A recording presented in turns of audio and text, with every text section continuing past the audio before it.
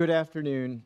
In accordance with Section 45 and 53 of the Planning Act 1990 as amended, this meeting of the Committee of Adjustment of the City of Toronto is called to order. The Committee of Adjustment considers applications for variances from the provisions of the zoning that applies to property, permission to extend or alter lawful non-conforming uses, and consent to sever property to create new lots. Committee of Adjustment public hearings are conducted in a hybrid in-person and virtual format. Some applicants and participants will make their submissions in person, and others will participate virtually by electronic means through WebEx, an online digital platform. The meetings are also streamed on the Toronto City Planning YouTube channel, and anyone wishing to view the hearing may watch on YouTube.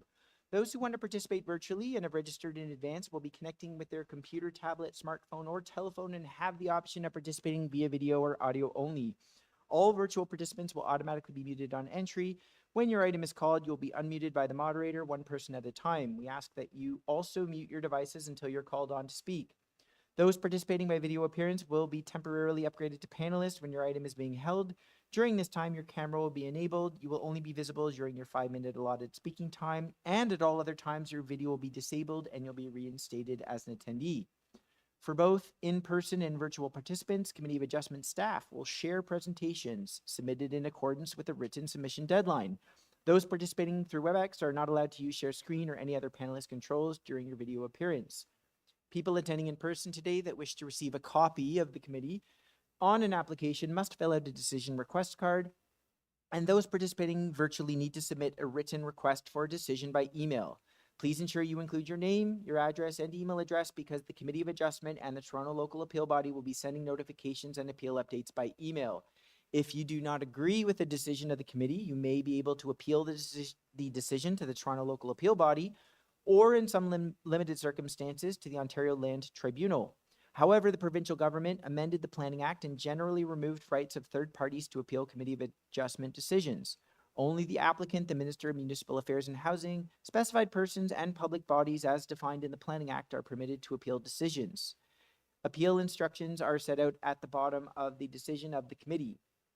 For the hearing this afternoon, I'll call each item in the order listed on the agenda.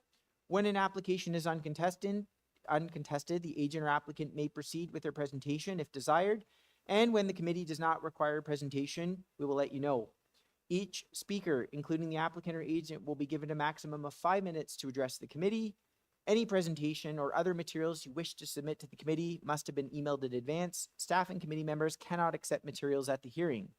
When addressing the committee, please clearly state your name and your address, and please remember to confine your remarks to the matters outlined in the application. The agent or applicant will proceed first. They'll make a presentation to the committee on the application. Again, please note that the committee may not entertain revisions to proposals at the hearing today. The committee may decide to defer the application if substantially revised to ensure the revised application is accurate and that all those entitled to notice of the application are informed of the changes. Then individuals either in support or opposed to the application will be invited to speak. Generally, I'll call on speakers that have come in person to the gallery. Then we'll hear from speakers that are waiting online. Committee members may ask questions of each speaker after they have finished their presentation. And when all speakers are finished, the agent or applicant will have an opportunity to rebut those remarks outlined, the issues raised by the previous speakers. This will mark the end of the discussion. The application will then be taken into committee for a decision.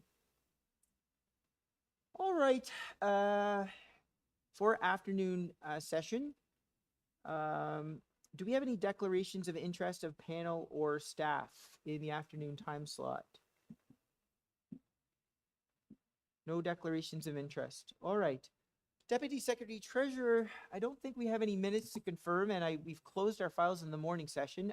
Do we have any deferral requests this afternoon? Through you, Mr. Chair, no deferral requests. Wonderful. All right. That lets us get on with our 2 p.m. session, starting with item number 14, 314 Wilson Avenue. The purpose of the application is to legalize and maintain the light food processing as a use within the existing ground floor commercial unit. So there's also two related applications to this, which are on our agenda today, item number 15 and item number 16. And I've been told that we can hear these items together as one part of the application. Members, when we do go into committee, we'll be making a motion on each of the individual files. But in terms of hearing the application, given the similarities between them, we can hear the three files together. So with that said, do we have our agent or applicant with us?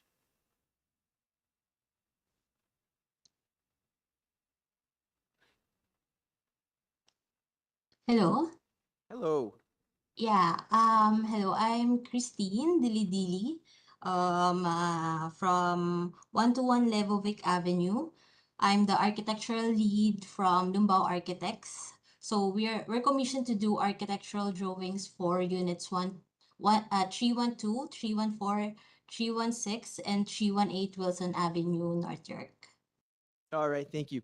I should also note, I missed saying earlier, each of these files has one variance related to use. On Yes. file, we have correspondence with community planning. Yes. Yes, very well. Okay. Very briefly, tell us a little bit about what you're here for today. Okay, so for this application, the purpose of this application is to legalize and maintain the light food processing as a use within the ground floor of existing commercial units. So according to the zoning bylaw notice that we received on April and June 2024, the variance is required because of the zoning bylaw number 7625 clarifies the purpose operation under light food processing use, which is not listed on the permitted use within the AVMU zone. So since the original submission, our team has worked closely with the community planning and city staff to provide additional information and clarification regarding the nature of the proposed use and how the business operates. So this business operates as a retail bakery serving the local community. And the primary function of the business is the direct sale of baked goods to customers through the storefront located on Wilson Avenue. The majority products prepared on site are intended for retail sales directly to walk-in customers. So the operation includes baking and food preparation activities. So these functions are ancillary and support the retail component of the business.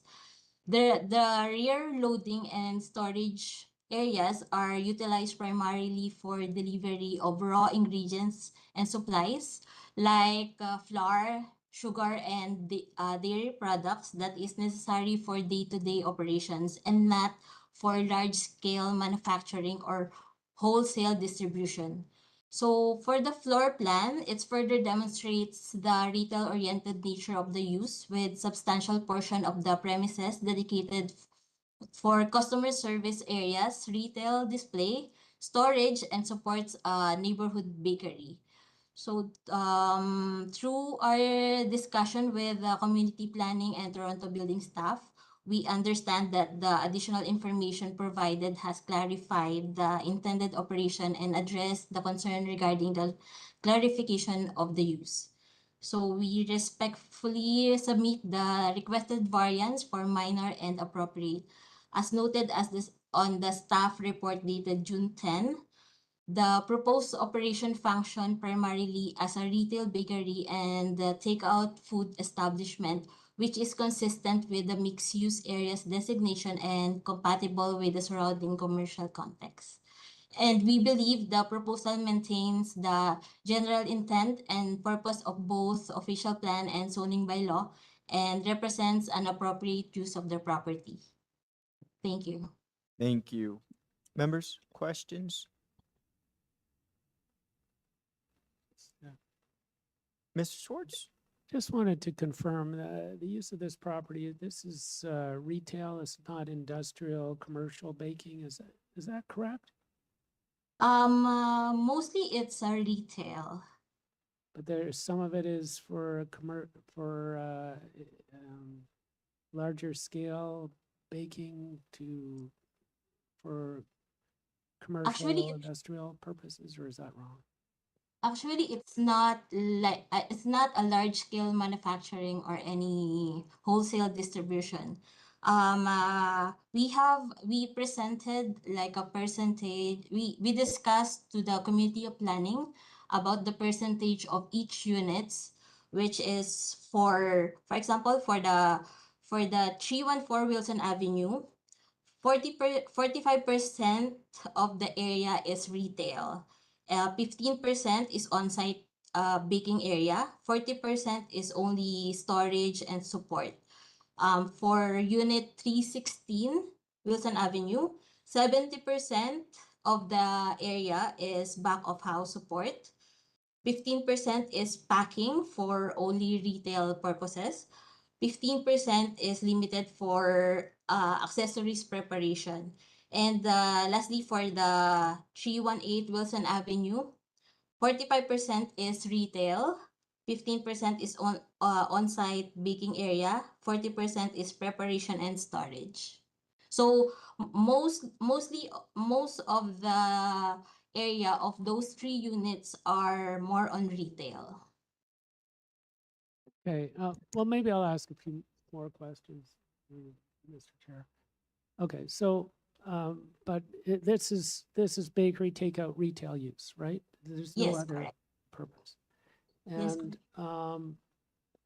what are the what are the hours like, delivery, loading, and so forth?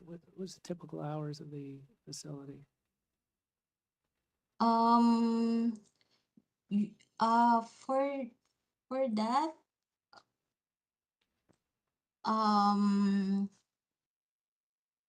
usually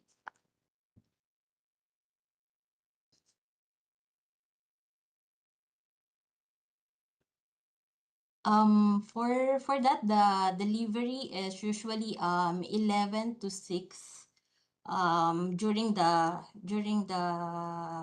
operation hours. Okay. And what about the storage and garbage and so forth? How is the garbage and food waste stored? How is it secured? What's done so it doesn't impact animals or odors to the neighbors? Is there anything specific done about that? For the garbage, the whole plaza is has its own garbage bin. So it's not limited to only our units. So is that in the back of the unit near the residence, or is it where would that garbage unit be? At the back of the units. The back of the, so it's back of Yes. all units, including Yeah. these units. Okay, Yes. Okay. Thank you. Any other questions? All right, I believe we have some other speakers. Yes, is that Councilor Pasternak? Did I get that right? Yes, that's correct. Welcome. Thank you. I just wanted to appear very briefly in support of this application. This is a section of Wilson Avenue that is vibrant for its hospitality, restaurant, and nightclub activities. It's commonly called Little Manila. This restaurant, which I have been to and toured, inside and as well as I've looked around the back, is an iconic core establishment in the area that services the local community.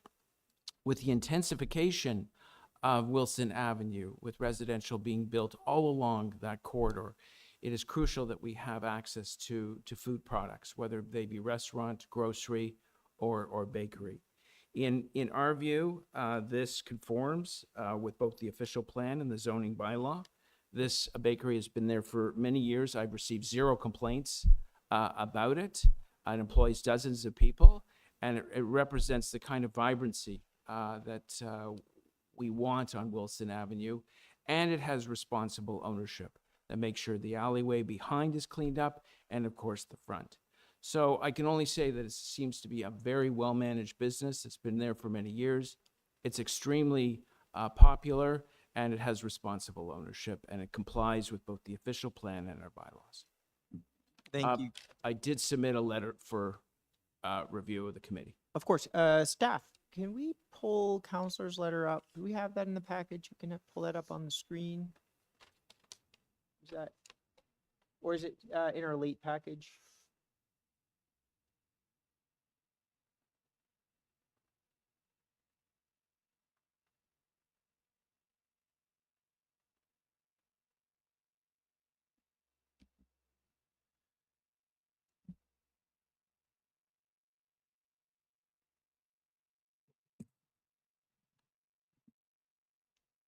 Don't believe we received a letter. When was it sent? Our Deputy Secretary Treasurer is asking when the letter was sent. We Uh, don't have it in our package, but I can imagine what the words you've spoken are Yeah, very similar to what's, I can give it to the clerk if she wants to copy it and distribute it, but it's kind of I- late in the game. sure, yeah, fair enough. Just for good measure, I can't admit it at this point just because I want to make sure that everyone had an opportunity to read it. But certainly coming to speak, I would imagine reflects the Yeah. feelings that you. It's pretty forth well in the letter. reiterated in the letter. Okay, very good. Thank you very much, Counselor. Okay, thank you. Question? Maybe Question? Questions? Yeah, before Sorry, you go. Counselor, Okay. don't run away. I'm always afraid of the question. That's okay. So on the 314 Wilson Avenue, we did receive a letter of objection from a neighbor who backs onto it on Charleswood Drive, indicating that there have been issues of garbage and food waste and parties being held, unlawful parties being held in the alleyway. So are you aware of any of that, or have you heard of any of that? No, as I reiterate, I have not received in our office complaints about this establishment. I want to remind the committee, there's residential on top of all these retail outlets throughout this row of stores. And I guess their social gathering area often is in the alleyway. But of course, they have to conform with noise bylaws. Okay, thank you. You're welcome. Mr. Schwartz. I think we have one other question for you. sir. More questions for Counselor you. Pass. You're a popular speaker. Can't run today. away. Well, I just thought I would ask you, Counselor, I understand, so we're dealing with item 14, but then there's item 15 and 16. They're identical, part of the same proposal. And I just thought, while you're here, if you could maybe help the committee out in understanding why you're satisfied that the combined of the three would remain appropriate, that three in itself is not anything we should be terribly concerned about. Yeah, I don't, I realize they're taking up 3 units. Well, there's 3 addresses, three units. And, baking is a fairly intensive business where you've got a wide range of products that are ready for sale, that are just coming out of the oven and going into the oven. So you do need the space to hold those trays on the wheels to have every part of the assembly line. I don't have a problem with a triple unit there. There are other businesses that have 2 or 3 units or large frontage for restaurants or some kind of a banquet facility in the area, as well as outdoor patios. So if I've answered the question, 3 units might be more than the norm, but I think for a bakery, that's what it takes for it to function properly. Other questions? I won't run away this time. All right. No, I think we're good. Thank you very much Okay. for coming on. You're very welcome. Much appreciated. Okay. We do have some other speakers. Does anybody come down in person to speak to this item today? Okay, very well. We have some speakers online. Great.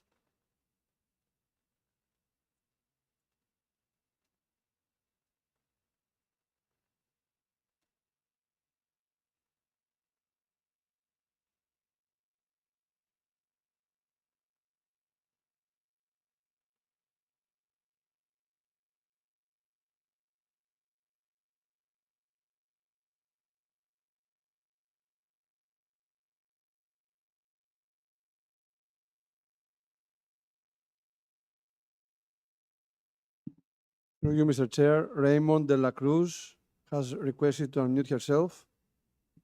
All right, very good.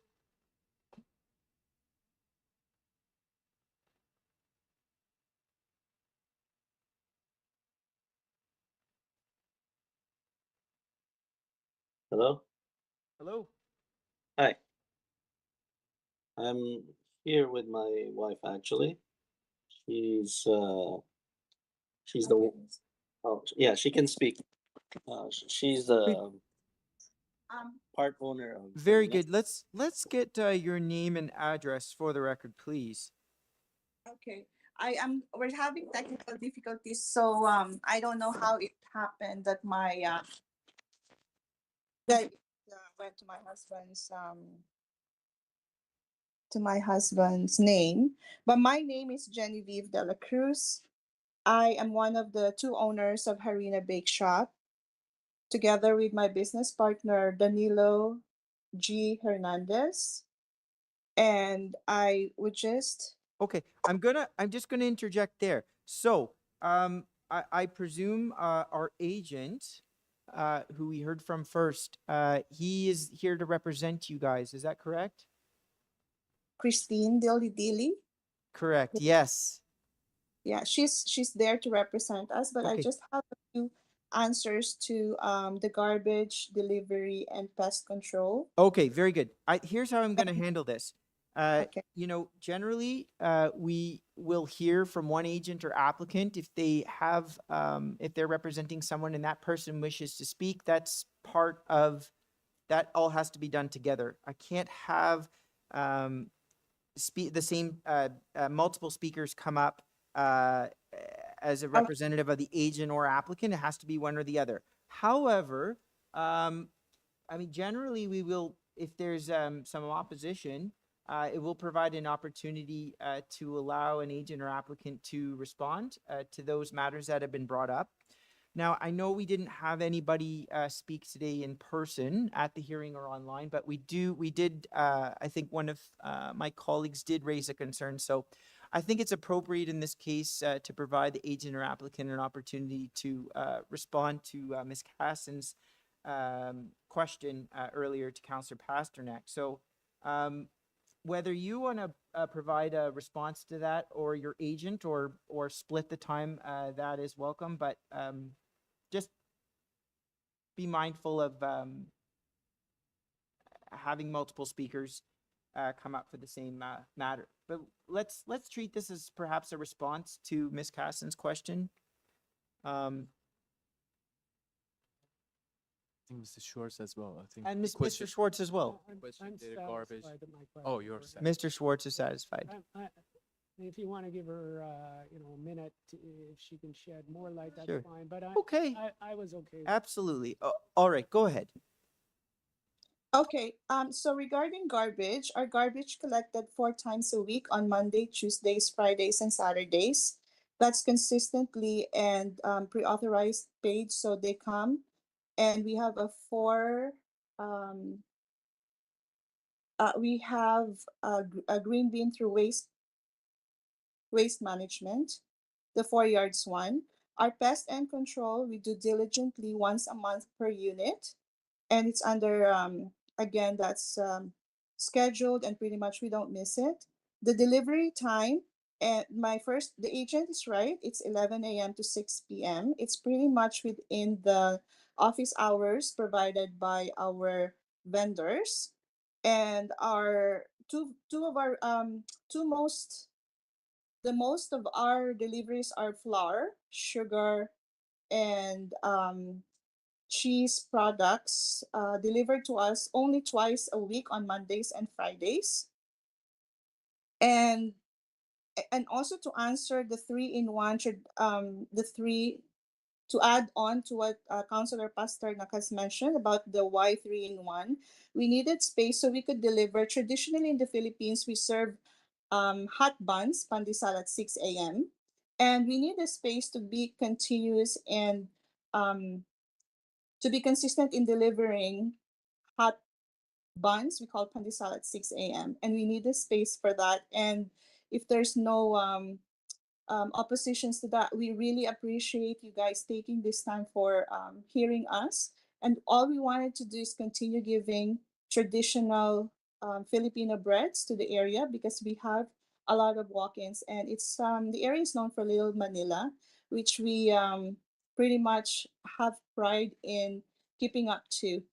Those are the only questions and answers to the questions I want to add, aside from what Christine Dilly had mentioned earlier. All right. Thank you very much. I have a question for you myself, and this is leading off of Mr. Schwartz's question about the use of 3 units. Is it fair to say that every single unit has a commercial component at the front, whereby a person that wants to purchase baked goods walks in off the street? Can they access the frontage of each of those units, or are there any one of those units entirely become back of house? The 314 and 318 are retails. The 316 serves as back of the house only because I want to give you a little detail, because this happened during the pandemic. We could open just one door, but because of the pandemic where we were limited to like 3 people at a time, that's how the second unit opened up. And we, at this point, we have not considered opening up the 316, but it could be done in the near future. Okay. All right. If- Thank you for that clarification. Since she's here. Sure, Maybe I should Mr. ask Schwartz, one it's your time. Yeah, please. Um,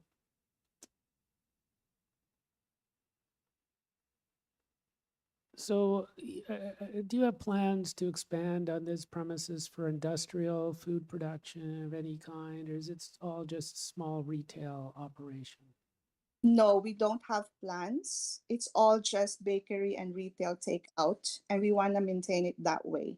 And there's no, so it's basically a use. You don't have plans for expansion or anything like that, like rooftop or exhaust or exterior. You just want to maintain what you have. Is that right? Yes, we just want to maintain what we have. We have no plans on expanding.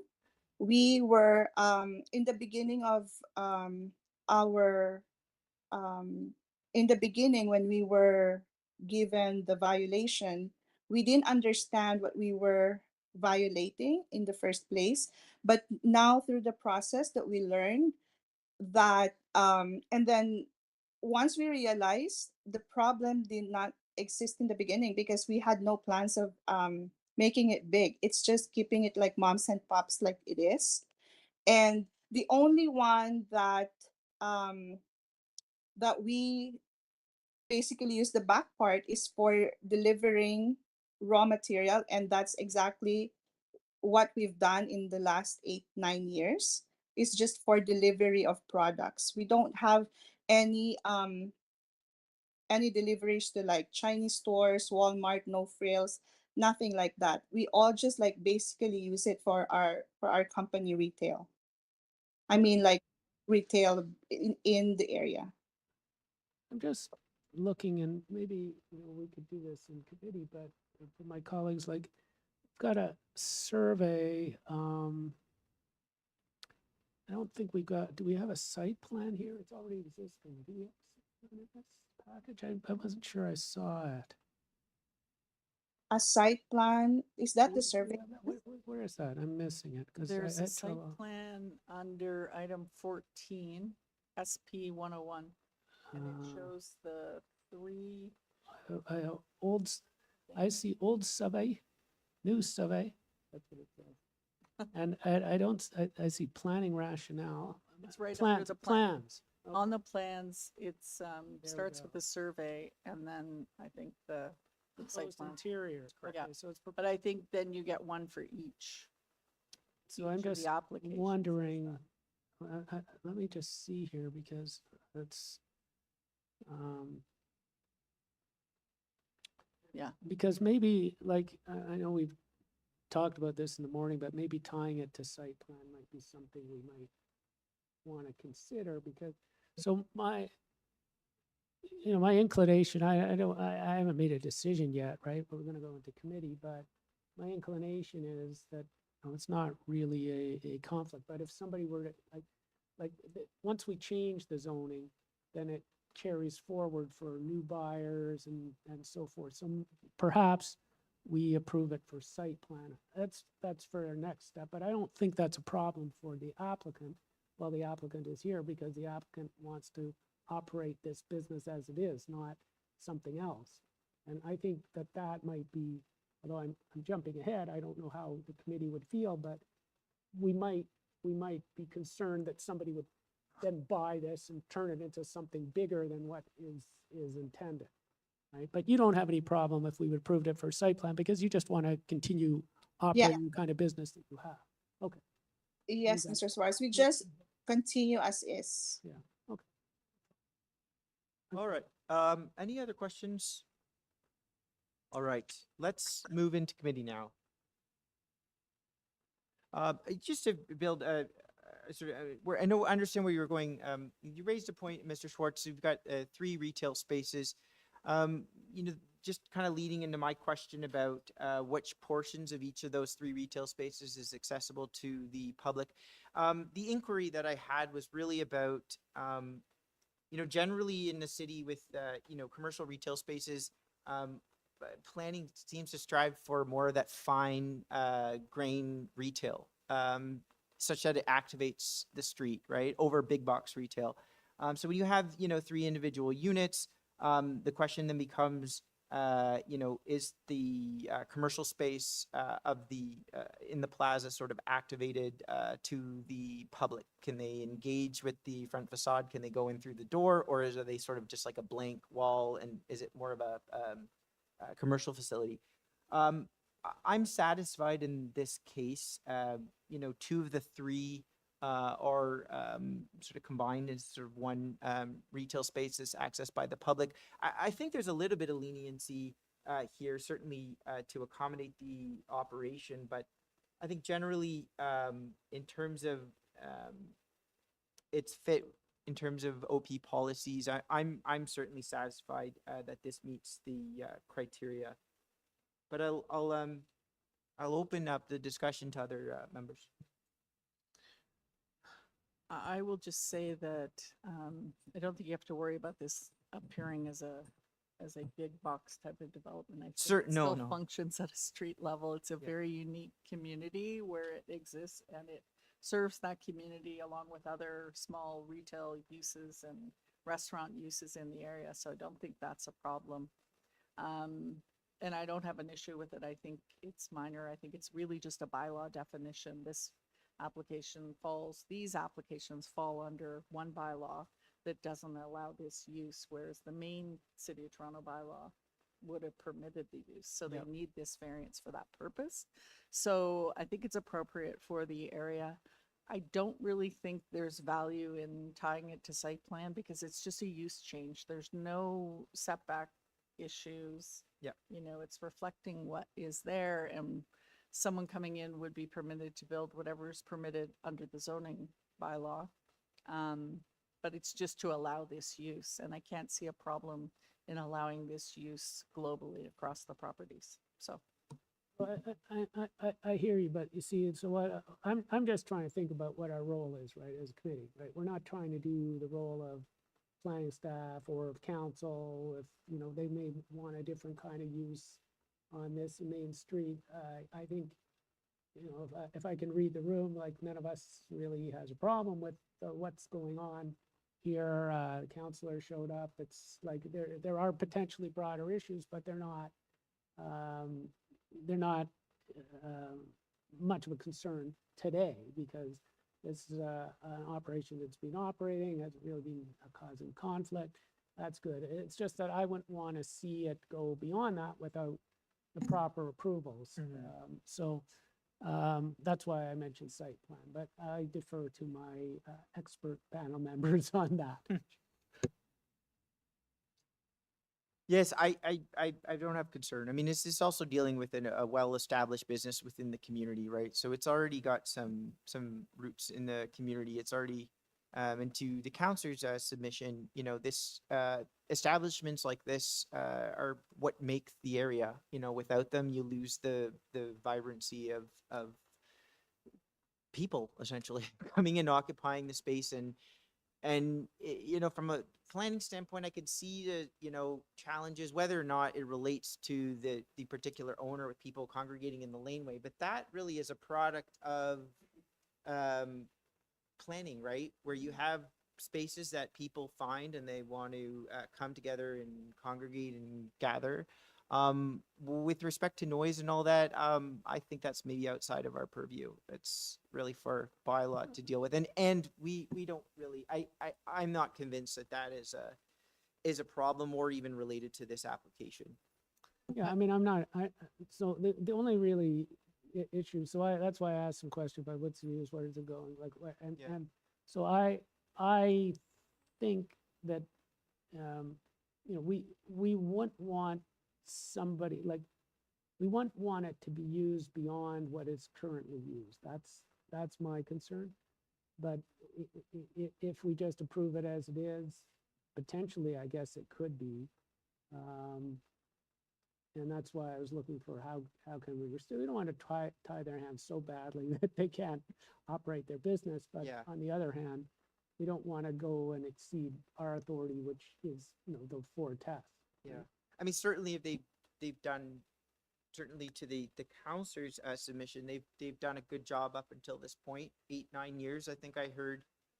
I'm not really Just a worried about matter of the coming into current compliance. management. I don't think they've got any big plans to do something different, but, you know, anyway, I raised that. If somebody has a way that they feel we can address it, fine.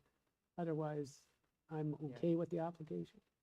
I will add that I don't think, I mean, we have a community planning report and staff have given us an information report. Yep. They haven't raised any concerns along that line. And I mean, even if this applicant was to expand to an adjoining unit, they'd have to get permission in that unit because we're only, if we were to approve this, we would only be approving it for the 3 units. So I think it's taken care of. I don't think we need belts and suspenders and belts again in order to consider it. Perhaps a motion? Mr. Sure, I Secretary, or can, you I can by- put forward a motion. Yep. Oh, sorry. No, no. No, go ahead. I just want to Silence is. No, I Mr. just want to add Marziari, that, you can do the next one. I'll do Uh, 314. his Of hand. course, you can start and I'll start with 314, which I believe is actually 312 to 314. Is that, it's like on the application. Let's go off the public notice. Yeah, on the public notice, it's in the agenda, it's listed as 314, but in the public notice, it's 312 to 314, Yes. which appears to be 1 unit, but whatever, it's an addressing thing, so I will put forward a motion to approve item 14, 312 to 314 Wilson Avenue as listed, so. All right. Do I have a seconder for that motion? Mr. Marziari, all in favor? All right, that's unanimous. All right, concerning file number 15, we have a motion. Okay, yes, I can put forward a motion to approve item number 15. The address is 318 Wilson Avenue. So to approve. All right, And I will seconded second by it. Ms. Casson, all in favor? That's unanimous. And for item number 16, Mr. Schwartz want to do that? Mr. Schwartz? You don't have We to, can I'll do it. split it. Well, I can, All right. Miss do Caston. that. All right, I will put forward a motion to approve item 16, 316 Wilson Avenue. All right, do I have a seconder? I second. All right, Mr. Marziari, seconds, all in favor? All right, that's unanimous. Okay, thank you. Item 14, 15, and 16 have been approved. All right, moving right along, we are on item number 17. 302 Spring Garden Avenue. The purpose of the application is to construct a new detached dwelling with an integral garage and rear deck. This application was deferred on August 28th of last year. Variances include side exterior main wall height, front and rear main wall height, main pedestrian entrance height, number of stories, lot coverage, and platform area above a second story. On file, material from the applicant, correspondence with community planning, urban forestry, and a letter of objection signed by 8 area residents. Okay. We have our agent with us. It's Miss Evangelista.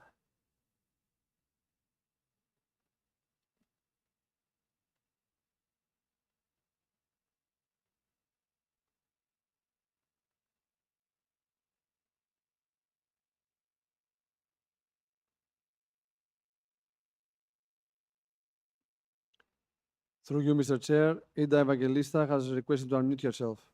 All right.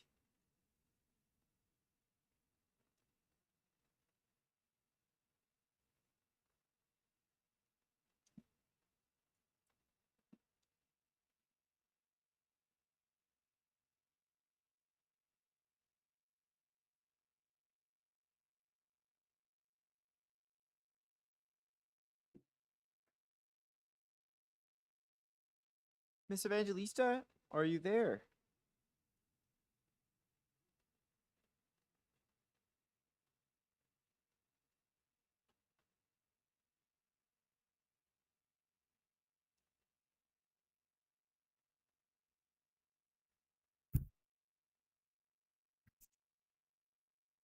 Hello? There we go. Oh, okay. It kept telling me I was muted, but it wouldn't let me unmute myself. No problem. Name and address for the record. Yes, good afternoon, Mr. Chair, members. Ida Evangelista, 53 Government Avenue, Toronto. I'm here on behalf of the owners of 302 Spring Garden. Thank you I very remember much. Alice. Yep. Remember, Allison, you made a comment. You said, I didn't receive any. There's no forestry or staff comments. Oh, They're all old from 2025. you know, it may be from, let me just, we'll have staff confirm. Actually, and perhaps we can pull that up on the screen. I have an urban forestry memo from June 11th. Oh, it's not on AIC. It's, well, staff will pull it up.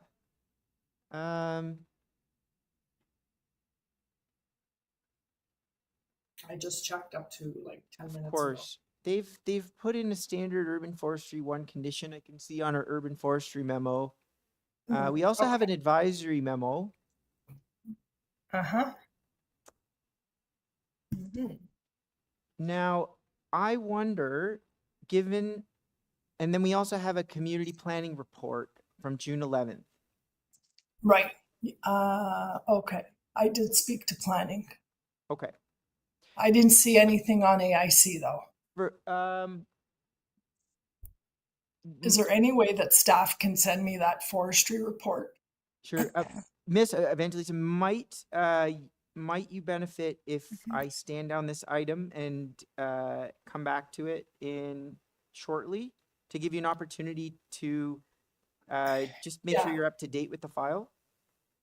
Yes, planning, we spoke because that's one of my modified variances. Okay. But I would like to speak to you about that but I think I would forestry like is to. just standard. because The we- forestry standard, they Just just, standard and advisory. It's the only- the key Just is- advisory, because I thought we had Okay. dealt with everything. so, Yeah. I think she Okay. should read the advisory memorandum because that is indicating that they still have an issue with I believe it's a street tree in the area of We're- the driveway. It was Yeah, it we're was one of deal- the issues that the application was deferred for. So you might want to read it. They still basically have an issue with it. They don't. Right, think and that, we're you know. just. So Yeah, 'cause we we're would just be- dealing with that now. I don't want to, I want to provide an opportunity, Ms. Evangelista, just for you to have a chance to read it. I'd like to move on to item 18, and I am going to come back to this, but I don't like to put our agents on the spot, certainly when they're not up to date with the file. So that said, let's stand down item number 17 right now. We're going to move over to item 18, 37 Are they- King High Are they Avenue. emailing to me? Yes, apparently. And yeah, she was asking if we're being emailed to her. so Oh, we have- yes, yes. Ms. Evangelista, staff have indicated to me that they are going to email you. Okay, that it's deferred. yes, I presume, for the members that are, the public that's here, are you here for item 17? Yes, okay. So I'm gonna stand the item down just for a few minutes. We're gonna jump to item 18, and then I will come right back to it, okay? So, item 18, 37 King High Avenue. The purpose of this application is to alter the existing detached dwelling by constructing a new front porch, a rear two-story addition, and a second-story addition with a rear fence. Variances include front yard setbacks, side main wall height, building length, lot coverage, encroachment of a platform into a front yard setback, front stair width, platform area above a second story, and 2 variances for canopy encroachment. On file, we have correspondence with community planning and some letters in support from area residents. And we have our agent in person. Welcome. Good afternoon, Mr. Chair, members of the committee, staff. My name is Nikolai Vaganov, designer of the house, representing owner of the 37 King High. I don't know if you can hear me well when I'm standing like this. Yeah? We Yeah. can hear you, yes. Okay, yeah. okay, great. Doing this. Thank you for the opportunity to be here in this beautiful building and speak to you today. So we have a residential addition and extension of the second floor above the existing 1.5 story house, which is fairly small. Owners own this house for a while, and they believe it's time to develop and do the addition because of the young and growing family of the owners. Also, as you saw, we have a lot of letters of support from the neighborhood. They are in good relationship. All the neighbors supporting it. Most importantly, the neighbors on the side of the properties, on each side of the properties.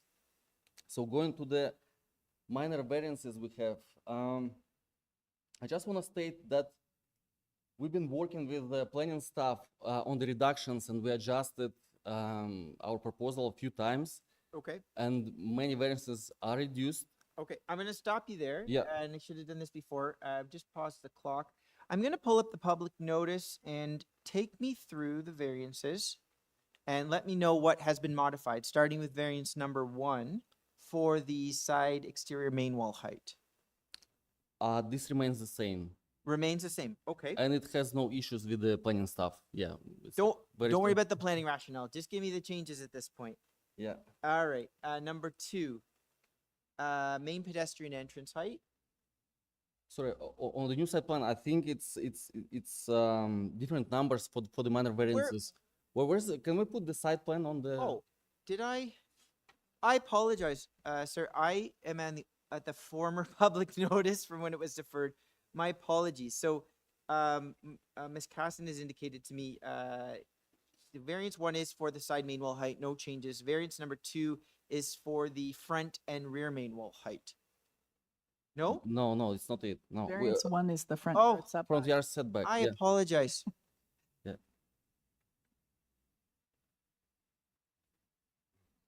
Just jumping around between items. All right. I apologize. Okay. Ignore what I said. Staff, we've got the public notice up on the screen. I'm just going to look at that. Yes. Okay. So I apologize, sir. The first variance, I stand corrected, is for the front yard setback. Do we have Correct, any yes. changes there? No changes there, and Okay. I can explain what's happening there if you You need. don't need to right Okay, now. okay. Just give us the changes at this point. For variance number 2, for the side exterior main wall height, No changes. no changes. Okay. Number 3, Building length. yeah. Any changes? No, it remains the same. No All changes. right. Variance number 4. It was slightly reduced, the coverage. Okay. What's the reduction? The new number supposed to be 37.7%. 37.7%. Okay. Number 5. We have front canopy encroachment. On the number 5, it was reduced to 2.75 meters encroachment, which is only 10%. Okay. Number Vari- 6. Variance number 6 is exterior stair width. and the new number is 2.75 meters. Okay, number 7.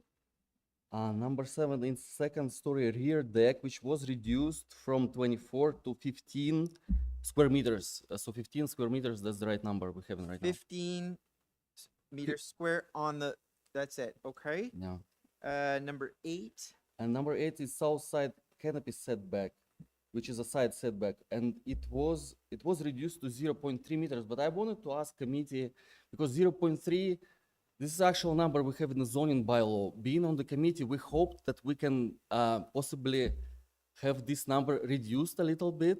We have a letter from the neighbor on that side. She's totally fine with having 2 inches from the proposed canopy to the property line, and we asking for this. Maybe it can be adjusted to be 6 inches from the property line, which is only 0.15 meters.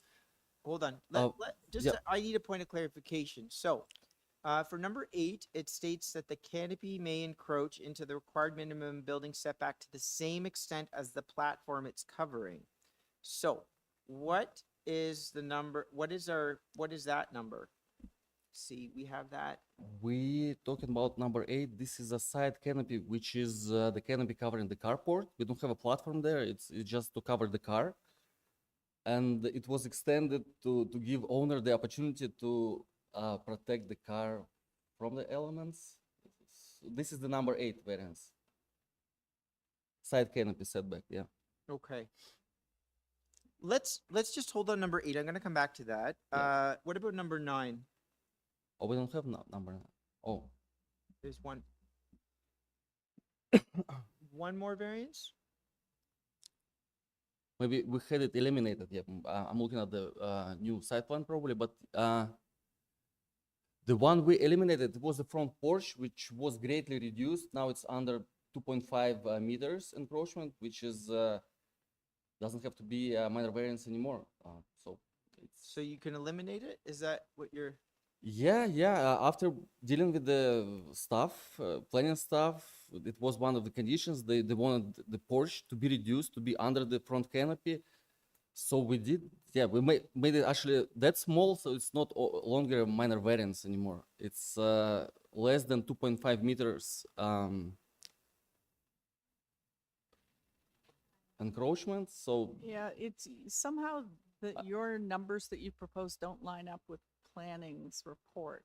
Have you seen the planning report? Because I'm totally yes, confused. yes, I with saw it, the- and we there's no discussing this number- with there's Adam. no Yeah. coordination with the.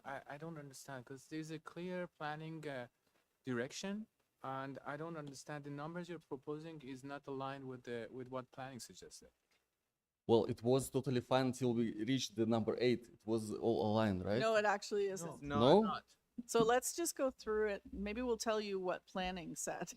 No, I saw it. Yeah, of course, and we totally agree with it. It's we've been saying the same stuff which we have in the report. Yeah. Well, they've eliminated variance number 5. You've given me just a reduction to 2.75 meters. Under variance number 5, it was the canopy and the porch. If you, this is how the zoning reviewer did put it for us, which is a bit strange. So we Yeah. eliminated the porch condition, which is less than 2.5 meters, and we reduced the canopy encroachment at the front.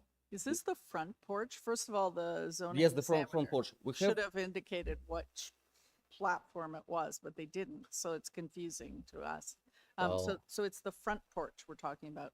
Variance 5? Yes. The variance number 5, which was reduced, this is the front porch. So planning is recommending that variance 5 be eliminated totally. So you shouldn't need a variance for that. For the variance number 5, Yeah. we still need it. We still need it for the canopy, which is So which what I might suggest, it sounds like, and this, I'm gonna ask you what your thoughts are on this, but it sounds like you might benefit from a deferral if you need to sort out.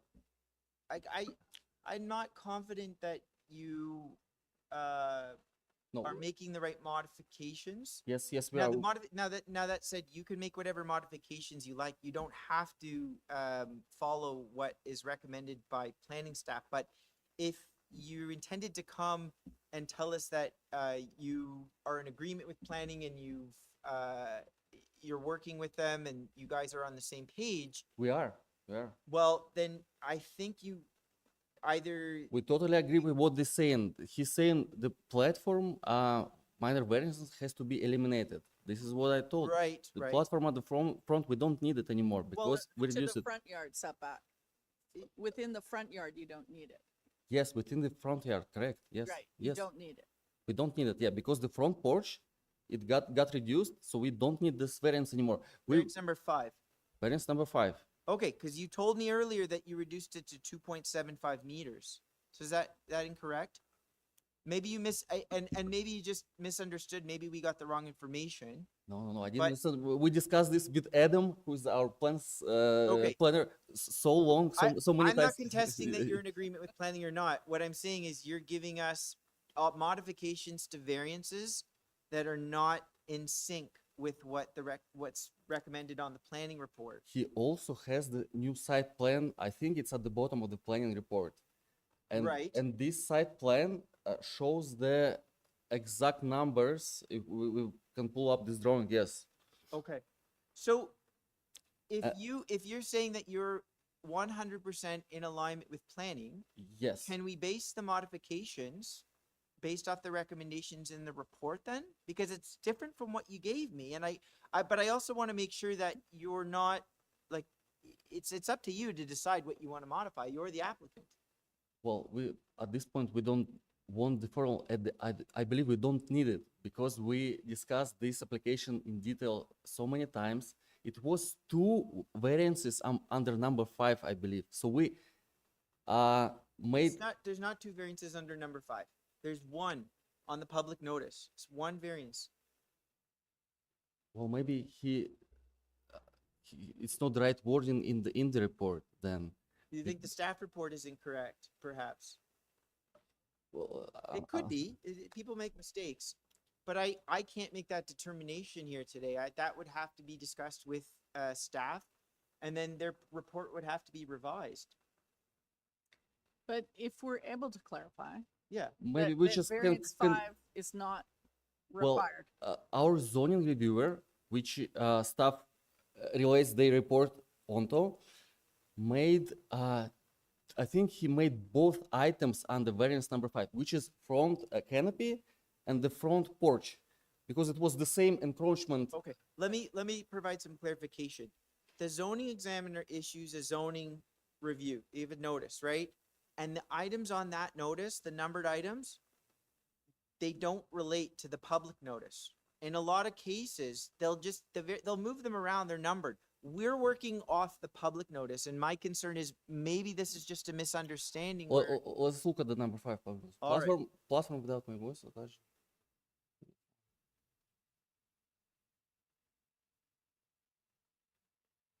Yes, what we have right now under number 5 is totally related to the platform, which is the porch, and we don't need it. It can be eliminated. So this is absolutely right. Yeah. All right. Okay. So we're good with So it. that clarifies things. We're a little more in line. So 5 is eliminated. 5 is eliminated. Okay. Yes. So you almost need the community planning and the public notice side by side to see what's going on here. I've got I would leave the community planning report on the screen. if we can. Okay, let's do that. And then And then let's we go. all have the public notice in front of us, Yes, we do.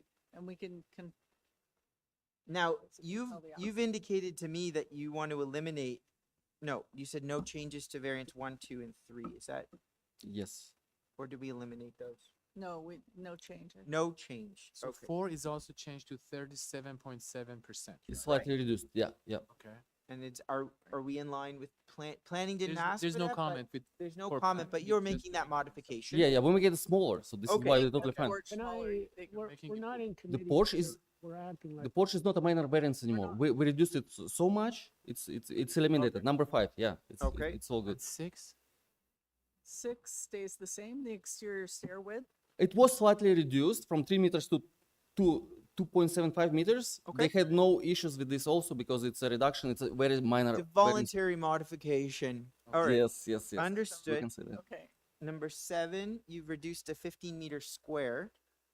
For the second story deck on the rear side, yes, and this number was suggested by the planning staff, and we agreed with this. So it's The 15 meters. The planning number is slightly less than yours, but it's 14.83. But Yeah, we're totally fine with this. This is what we have on the plans. Yeah. That's okay? Yes, yes, 14.83. yes, Okay, absolutely. that's different from 15 meters. You got to give me the exact numbers here. Who's doing these reports? I want to say, I want to see this people. Well, I will say, sir, the reports are uploaded online. It's your responsibility to review the I know, reports I in know, I advance of the know. hearing and make sure that. No, but he's a great guy, Adam. We discussed this a lot, so yeah. I'm not complaining about Yeah, all him. right. He's not here though. His Uh, report is. Yeah. All right. Number 8. We have any changes? I don't understand 8 as a variance. Like there's no number. It just says the platform. Side platform. Canopy may encroach into the minimum building setback to the same extent as the platform. It can't go beyond the platform. it has to, yeah. But I guess it's not anymore, is it? You're in line. Your canopy's in line with the Well, this is the stuff. This is the item we were asking for. So initially we asked for 0 meters setback on the side for the Canopy. carport. Yeah, canopy. Okay. Yeah. Then city suggested we have to have 0.3 meters, but this number is allowed by the zoning. It's not even a minor variance. This is the 0.3. 0.3. Yeah. This is the minimum for the They canopy. wanted you to meet the bylaw. Yeah. Yes, basically. But since we're at the committee, we're hoping and we kindly ask, maybe we can adjust this number to make it smaller, to make it at least 6 inches, to be 0.15 meters, 0.15, yeah, meter. And the neighbor, she's okay with it. I don't know if she Staff registered to didn't speak. comment on this. The staff didn't comment on No, they variance didn't. number 8. No, they didn't comment on this. This is something. You are proposing that yourself. Yes. Okay. And right now, what is proposed is 0. No, right now was probably 0.3 No, because in the notice, it's 0. Through you, Mr. Chair. I hope it's I'm 0. doesn't confused go by on. this whole thing. I will not, I don't want to signal what I'm gonna do when we go into committee, but I'm completely confused. I don't understand these numbers and how they, I'm trying to Five, understand them two, so that I know we're trying trying to understand, but Yeah. I just feel like we're doing the applicant's work for them. We No, are, we're clarifying. well, maybe we're being clarifying, but I'm not clarified. I haven't been, I'm completely lost on this. We're okay to go with the planning staff just report. wanna Sorry. Sort of signal where I am, and none of this is helping me. Okay. So maybe you as experts understand what's going on, but I'm lost. And I don't want to go and approve something that I'm lost on, and none of this is helping me get certainty. Okay, Mr. Schwartz. Let's just clarify Let's 9. just get through the last 3, and then I will. Yeah. So Mr. Chair, number 9 in the end, we are totally agree. We can totally accept it as it says in the staff report, and we're okay with this. But if any explanation needed, I would be happy to explain it even on the site plan if we can pull it up or on any drawing because I made them basically. Yeah, Okay. we Okay. can. So yeah. Can I just clarify that variance 9, canopy covering a platform, what platform is that? Is that the front? It's at the front, yeah. So the variance stays for the canopy. It's eliminated for the platform. Because platform we reduced, and it's not a variance anymore. But the canopy was reduced, and it's still a variance. It's 2.75 meters encroachment. Yeah, and if you look at side plan, Okay, you that can is see the now- numbers and So planning says, recommends modifying variance 9 for a canopy encroachment into the side yard setback from an encroachment of 2.44 and 0 meters from the south side lot line to an encroachment of 2.14 meters and 0.3 meters from the south side lot line. yes, we agree with that. Yeah. All right, Is So the- you're agreeing to modify variance 9 in that regard? Yes, yes, we do. Okay. And lastly, before we go back to 8, no, that is the last one. Okay. They just have another condition that variance 1 for front yard setback be tied to the site plan substantially. Now the question is the site plan up to date? No, no, Is that- no, it's the correct one. Yeah. Okay. You said it's the one attached to the report. Yes, that's the correct one, of They have- course. Very Yes, good. Okay. Yeah, yeah. Okay. You know, it does, to Mr. Schwartz's concern, if the applicant is stating that he's in agreement with the modifications noted in the community planning report and there's a site plan tied to the report, it helps to assuage some. So here's my concern, right? We I don't spent have- some time I on don't it. have Yeah. revised drawings. We do. We do? We have revised drawings? We have a it's revised, we have attached an to the up-to-date staff site plan to the staff report. Yeah, yeah, and all the drawings Oh, also. Yeah. I don't wanna. Okay. Well, let me take a look at that then. Okay. So, I just feel like we're doing something that, like, typically we get an application. The application is clean, we make a decision on that. Sometimes we get a negative staff report, people make the changes to that, and that's it. Here, it seems like we're doing that plus every other of the numerous variances is being modified on the spot. So I don't understand it, right? And I don't think you should have to be an architect or a planner to understand what's going on. So if you're saying that there are revised drawings before the committee and we can tie it to those revised drawings, then maybe my objection is not as significant, but I don't want to verbally make a new application out of something, you know, without. Yeah, understood. And you know, I do note at the beginning of the hearing, you know, if applications have undergone substantial revisions, the committee may defer the application to give time to get that updated. Yeah, I because think this sort of comes right up to the line. I think given that the applicant is in line with the community planning report that has an attached and updated site plan, that's, and I think enough for me to, if the applicant wants to proceed, I think we can proceed with the decision. I'm seeing. because I would have from just, my I would have members, just but moved to defer it, right? The Yeah. applicant said. Can you we please want- I'm not sure you No. may get. Well, no, I would have moved. can you So please you go ahead and move answer it. your Hold your on, concern? hold on. Sorry, sorry. I would have brought a motion to defer this. Okay, I'm gonna wait and see what you all say. okay. I won't bring that motion because it appears that you're satisfied, but I'm not. And I'm not just because I'm confused by it, right? Yeah. I like, not totally stupid. I usually understand this. This one is kind of confusing to me. I think that I can take your word for it that he's complying with this, but I don't think I can necessarily vote based on taking the word. I need to satisfy myself.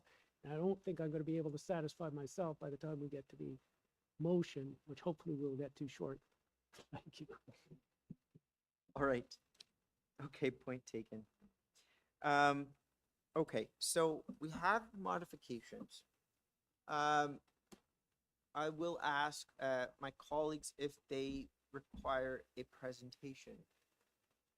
Or, I don't need a presentation. I don't I either. think I okay, it was very challenging to understand. Now I understood it. Okay. But I think it's because of the presentation. I agree. okay, very good. Okay, that said, we do have a neighbor. Okay. If I may, I think it would be good to hear from the immediate neighbor, and then we'll come back to you and provide you an opportunity to respond. Of course, Okay. yes, sure. All right, very good. Sorry Okay. to interrupt. Yep. Through you, Mr. Chair, just to confirm before we move on, variance number 8, was that modified at all? I know there was discussion regarding that What variance. says in the report? Because on the site plan, it's It was different. not noted on the report. Just wanted to ensure that the Is applicant. that was south not side making any canopy? changes. What the variances say? It's canopy, man. It's not a number. It just, Yeah. yeah. Variance 8 is just that it doesn't comply with that regulation. It doesn't provide a number of what the actual, Yeah, Okay, there's no it- change to 8. How There is about no that? change to 8, no. Okay. all right. Okay, let's, just give us a moment. Let's hear from a neighbor at this time.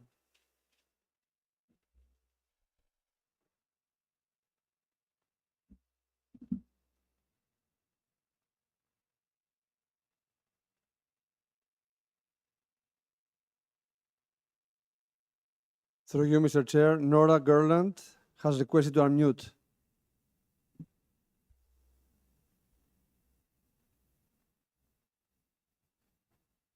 Ms. Kurland.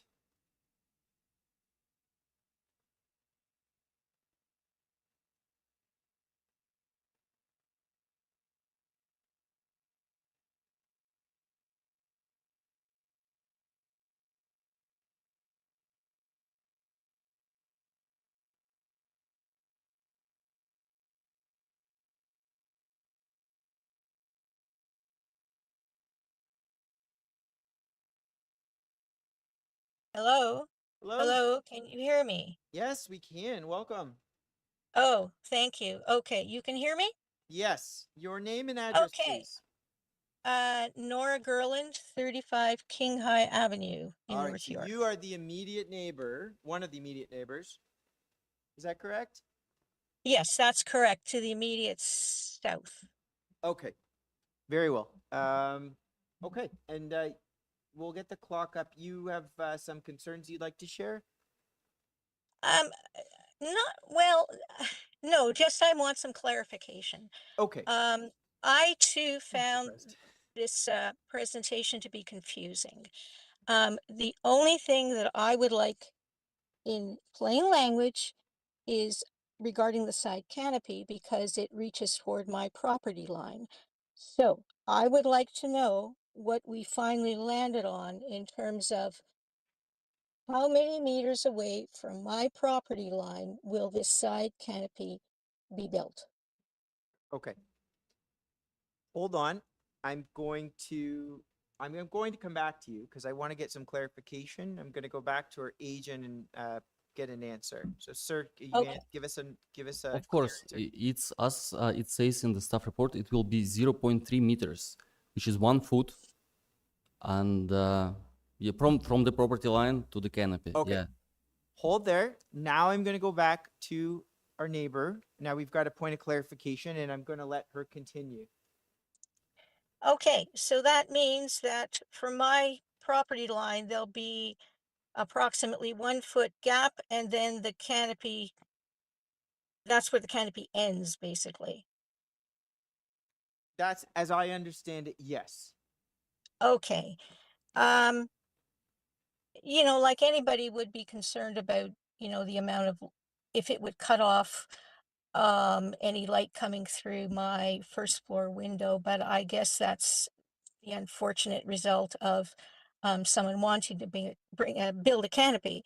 But if it's 1 foot set away from my property line, that seems reasonable to me. Okay. And I have no other comments. Okay. Thank you very much for that. Thank you. All right. Sir, you've heard from the immediate neighbor. Yes. I provide you an opportunity to respond. Thank you. Well, we're increasing the setback more, as suggested by the city, and we're okay with the staff report. We're okay with 0.3 meters. She was agreeing with the owner to have 2 inches, which is what? Which is like 50 millimeters. Like we're doing it bigger, so we're doing this better for her. Regarding the shadow issues and the sun, because her property located on the south, even afternoon time, she won't be getting any shadow from the canopy, even if it remained at 0 setback. So we should be happy here. And I just want to note to the previous discussion, we're not creating any variances right now on the go. It was discussed with the planning staff many times. It was reduced. We only have the reductions and we have the latest drawings.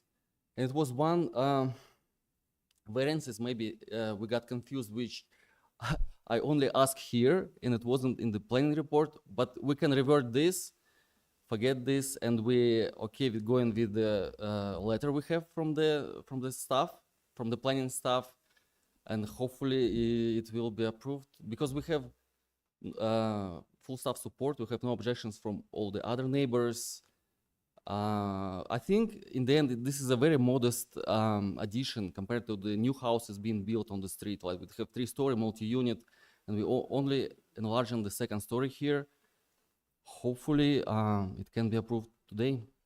Thank you very much. All right, thank you. I guess, Members? I Oh. guess I ought to ask the applicant so that I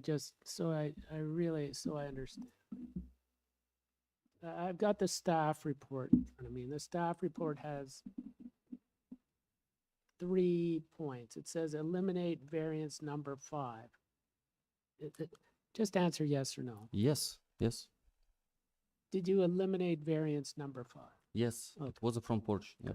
Now let's do the same. Modify variance number 7 from 4.05 meters to 14.83 square meters. Did you do Yes, that? I believe it was for the committee. Did that? Yeah, yes. Okay. Modify variance number 9 for canopy encroachment from 2.4 and 0 for an encroachment of 2.14 and 0.3. Did you do that? Yes, we did that. Yeah. So you did all yeah, three. yeah, And then, yeah. then the staff also say variance number 1, they want the condition regarding the front yard setback be developed substantially in accordance with a site plan drawing submitted. We You're have the okay latest with drawings. that? Yes. we So have the latest- basically, you're saying you've done everything in the staff report and you're okay. Yes, Okay, yes, I don't yes. have any more. All right. Any other questions? Great. Thank you very much. We're going to take this into committee now. You can step down from the podium. All right, we're in committee. Members. I can start the discussion. Thank you, Mr. Margera. This is definitely the most confusing application for today, but I think the applicant, it's clear for me that the applicant worked with the planning and the numbers are all aligned with the planning staff recommendation. He also went beyond that. So to me, I think with 2 other variances, he also improved those. So to me, it's definitely a supportable application. It's a modest application, but I recommend the applicant to do a better presentation next time. So it's easier for us to make a decision, but I can support this application. All right, let's move. Okay, yes, of course, I can make a motion to approve this application as amended. Okay, so I'm gonna go one by one. Variance number 4 to be reduced to 37.7% lot coverage. Variance 5 eliminated. Variance 6 to be reduced to 2.75. Variance 7 to be 14.83, which is the terrace area. Variance 8, no change. Variance 9 to be reduced to 2.14 and 0.3, and also to comply with the planning staff condition. Variance number 1 regarding the front yard setback to be developed substantially in accordance with the site plan drawings submitted to the planning staff report. Thank you, Mr. Margera. Just to clarify, number 4, 37.7, is that what you said? Number 4. Number 4, 37.7. Okay, good. Don't forget, there's urban forest. And And then reference to number 1. Thanks. thank you, Mr. Schwartz. Okay, we have a motion. Do I have a seconder for that motion? Ms. Casson, okay, all in favor?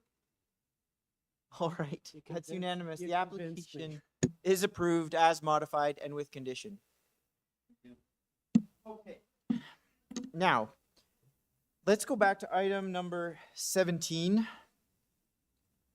Hopefully, Ms. Evangelista has had enough time to look at that urban forestry advisory memo. Okay, item 17, 302 Spring Garden Avenue. The purpose of the application is to construct a new detached dwelling with an integral garage and rear deck. And we've got 6 variances in front of us: side exterior main wall height, front and rear main wall height, main pedestrian entrance height, number of stories, lot coverage, and platform area above a second story. On file, community planning, urban forestry, and a letter of objection signed by 8 area residents. Ms. Evangelista.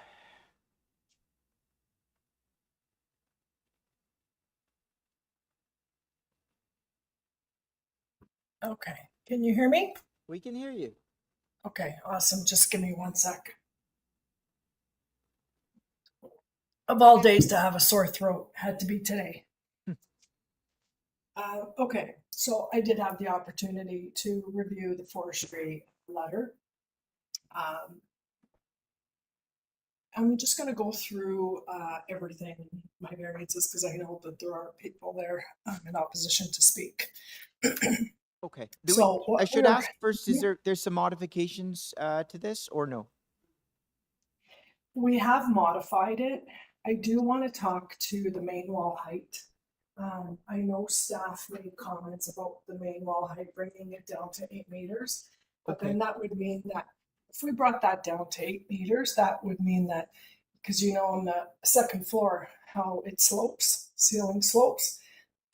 If we brought it down to 8 meters, they've calculated that on the outside perimeter, it would bring it down to 6.4, 6 feet 4 inches, and on the interior perimeter it would be 7 feet 4 inches. Whereas that, so I just want to talk about that for 1 sec. And just go over everything, okay? No problem. Would you just give us the modifications first, and then we can get in? I'll set you up for a presentation. Right. Okay. Okay. So we are going to. So there have been modifications from the last meeting. I was not involved in. I just joined the team. The exterior front and main wall height, we are going to reduce it to 8.60. And that allows more headroom on the second floor.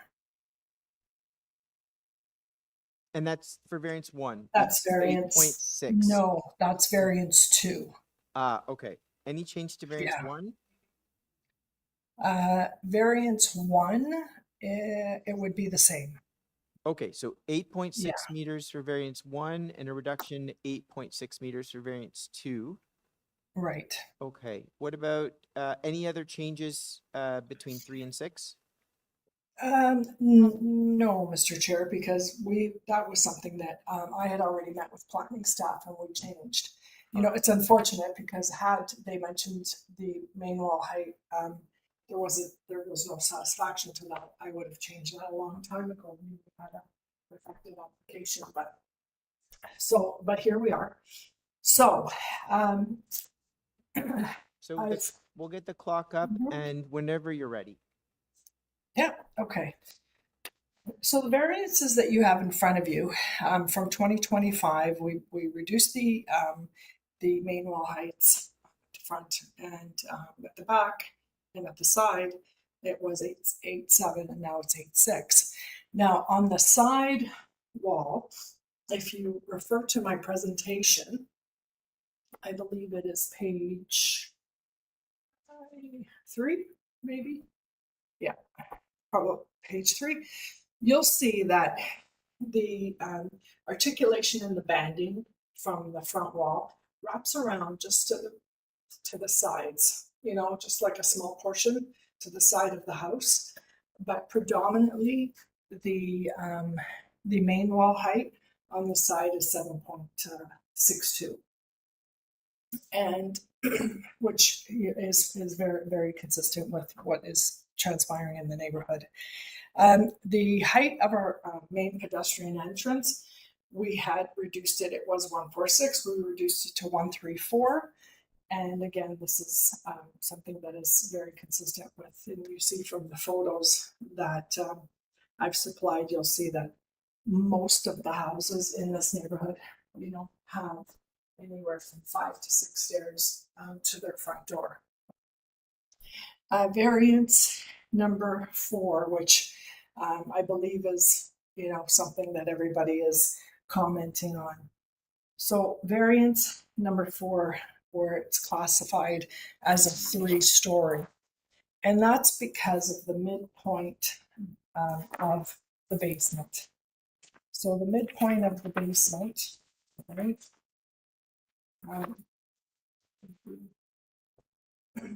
My apologies.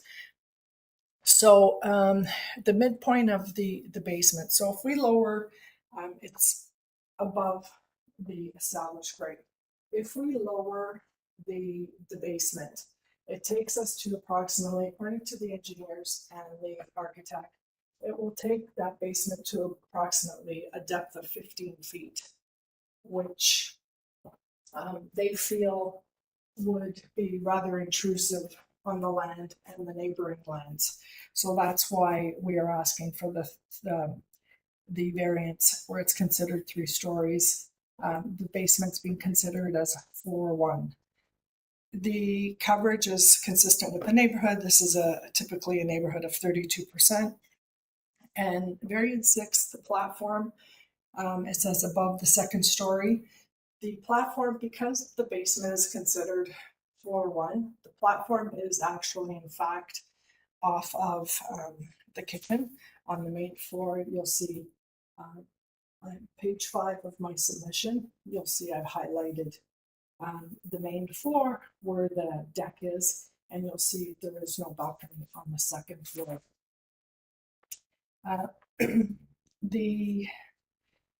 If you go through the neighborhood, you'll see, there are 252 Spring Garden. They have the main wall height of 1030. They have a first floor height of 2.34. They have setbacks of 1.52.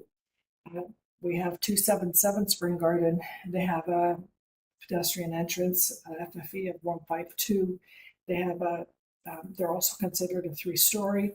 However, if you look at the picture on page 7, you'll see they're a 2-story. Their front and rear main wall is 9.15, and they're at 32.03%. 311 Spring Garden, they have a main wall height of 9.2, and they also have a length of 18.2. We have 342 Maplehurst that has a coverage of 36.9 and a main wall height of 9.68, and 344 has a main wall height of 953. And I may add that the two have setbacks of 0.85 or 1.22, and 31 Wilfred has a main wall height of 8.73, also considered a 3-story, and their platform above their first story is 12.94. So I now will touch on forestry comments. So we are working with forestry, and we're reviewing the house. We are actually redesigning the driveway, which even if I receive, after today's hearing, that is something that forestry and I will be working with. And as you know, unless forestry agrees to the new driveway and how we're going to skirt around the silver maple, because at this time it's just taking a little longer because it's been determined that silver maple on the left side of the home is in poor condition. They're just going to determine how poor, because it is shallow and it's conflicts with the retaining wall. So that's just being investigated, but that's something that I will be working with forestry on that. I know the neighbors behind. I handed out packages once, we had discussed with forestry and with planning. Packages were handed out to the neighbors that had, stated their concerns at the last hearing, and also other neighbors on Spring Garden. I just actually, unfortunately, one of the neighbors on Elford behind, I found his email in my spam this morning. But I did tell him that, because I know they're very concerned about the trees and the trees that were in the back, which we will be working on putting in new trees in the perimeter. And if you have any questions, I'm open to any questions you may have. What was the main wall height that you provided for 277? Two You have seven that on hand? I know it was a recent nine approval of nine our committee. 915. 9.15. Okay, and is that side or front or both? Front Front. and rear. Okay, Mhm. 915. Okay, Yeah. okay. I don't want to throw the baby out with the bathwater, so, I know the owners are quite eager to start construction on the home. Hold on. Members, do we have any questions? Yes. Ms. Casson. Yes, I just have a question about ceiling heights. What are the ceiling heights for the proposed ceiling heights for the basement, first and second floor? So right now for the basement, I believe is 12. The first is just under 10. And the second, at the proposed 8.65, it would be in the middle, 9 feet 4 inches, and on the outside perimeter, 8 feet 4 inches. And in your proposed height? So in the proposed, if I brought it down to 8.6, bear with me for 1 second, sorry.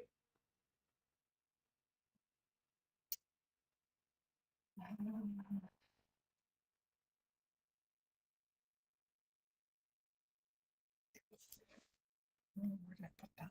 8.6.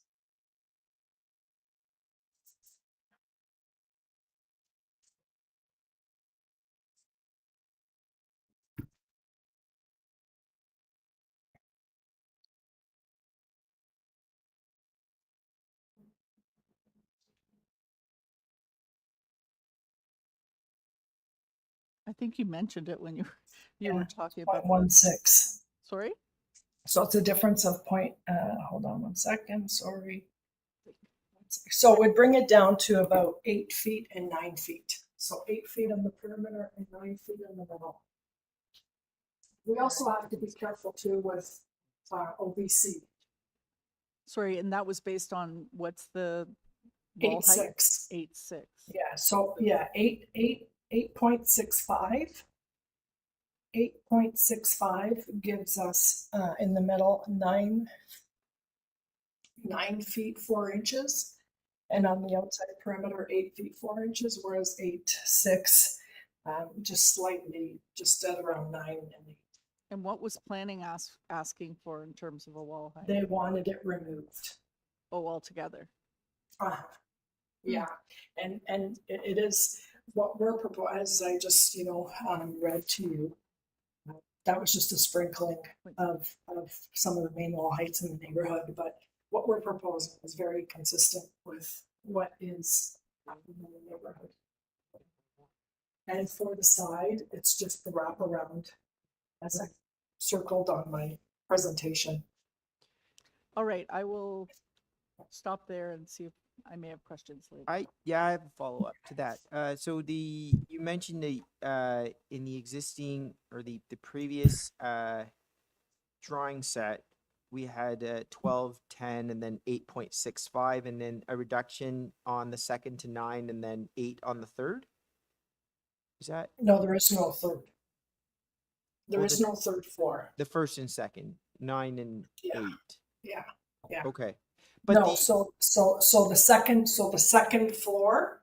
yeah, So the second floor, at the proposed 8.65, if you're standing on the second floor in the middle of the floor, Mhm. it's 9 feet 4 inches.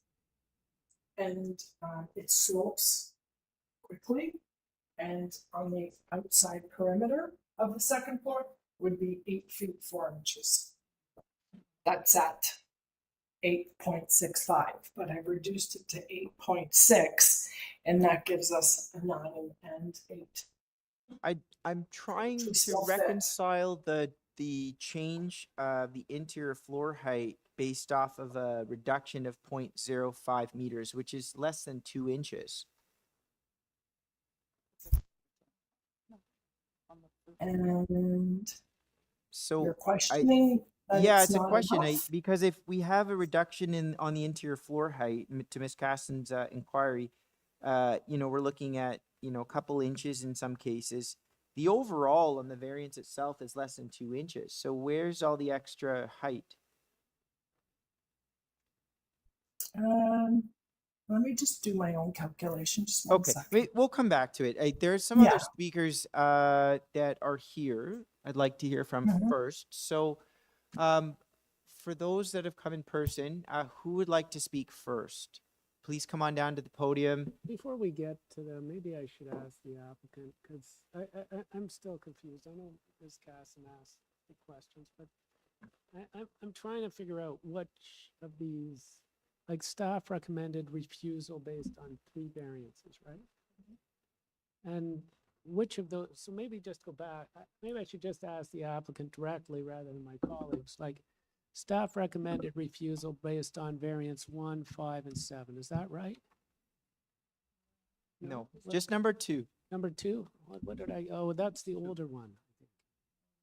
I'm sorry, I'm mixing up because we've been here before, right?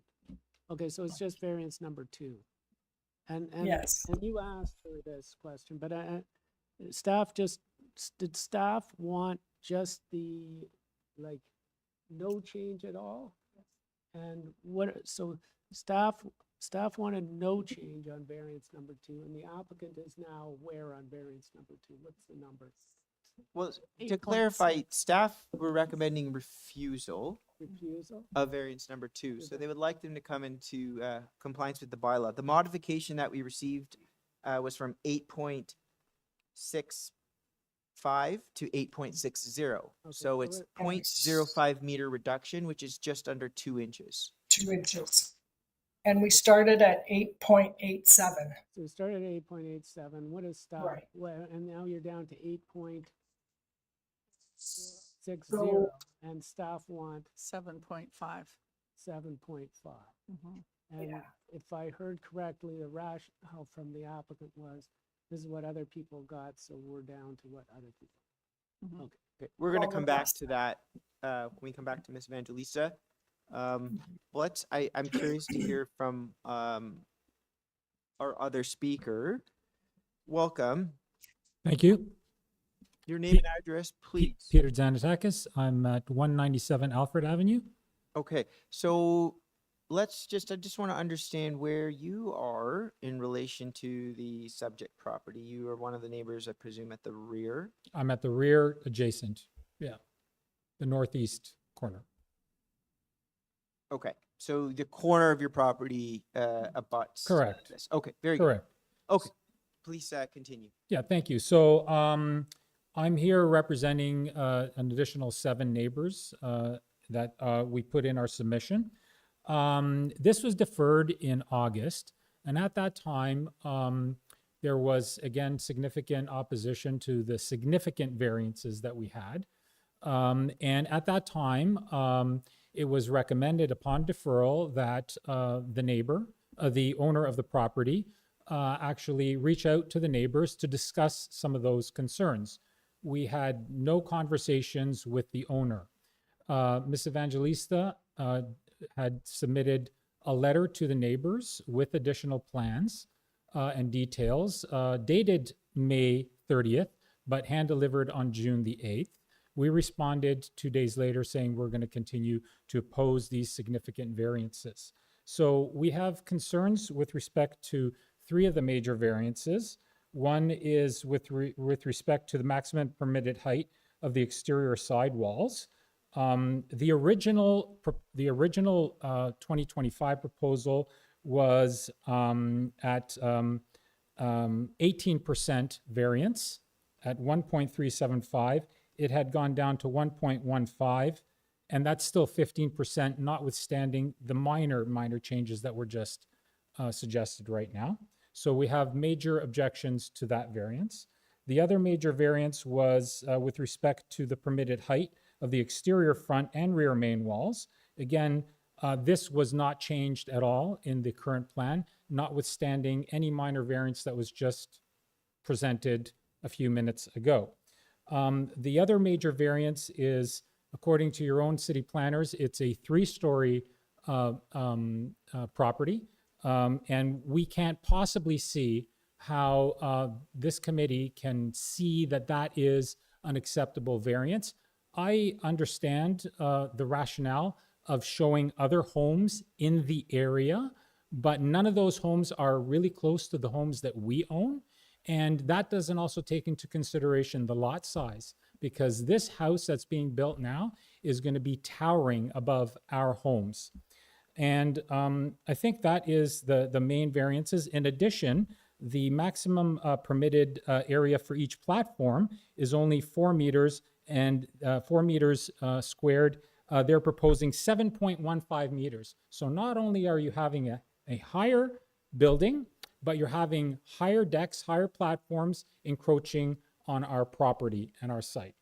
Perhaps the biggest concern, and I'm glad that the agent and the property owner are now working with forestry, but they removed trees without a permit, because in March of 2025, 4 silver maples, century-old silver maples, were removed without a permit, because I contacted forestry and they informed me that there was no permit for the removal of that.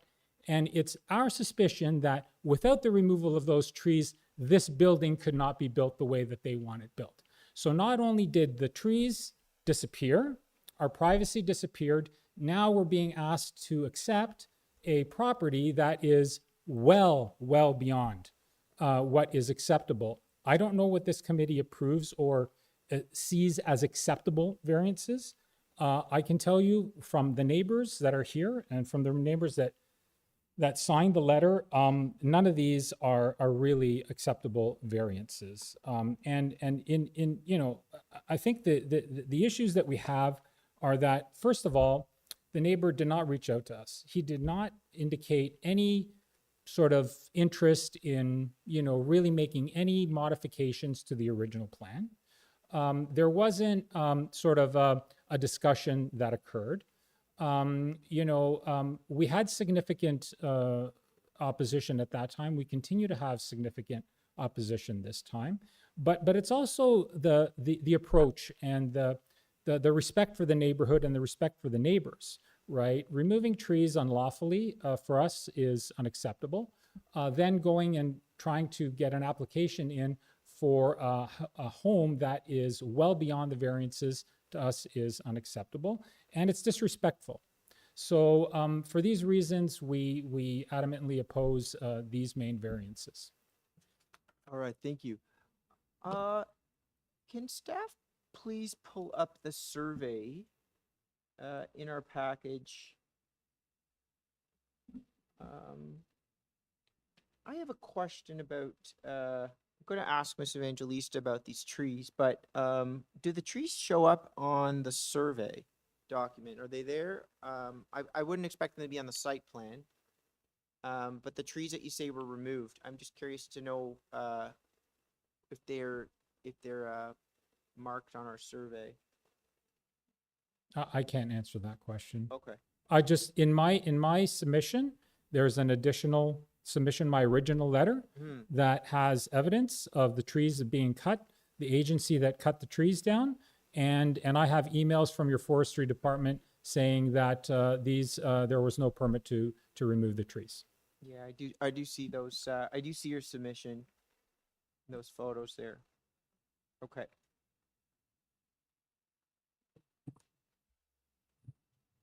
Any other questions? Okay, thank you. We have some other speakers.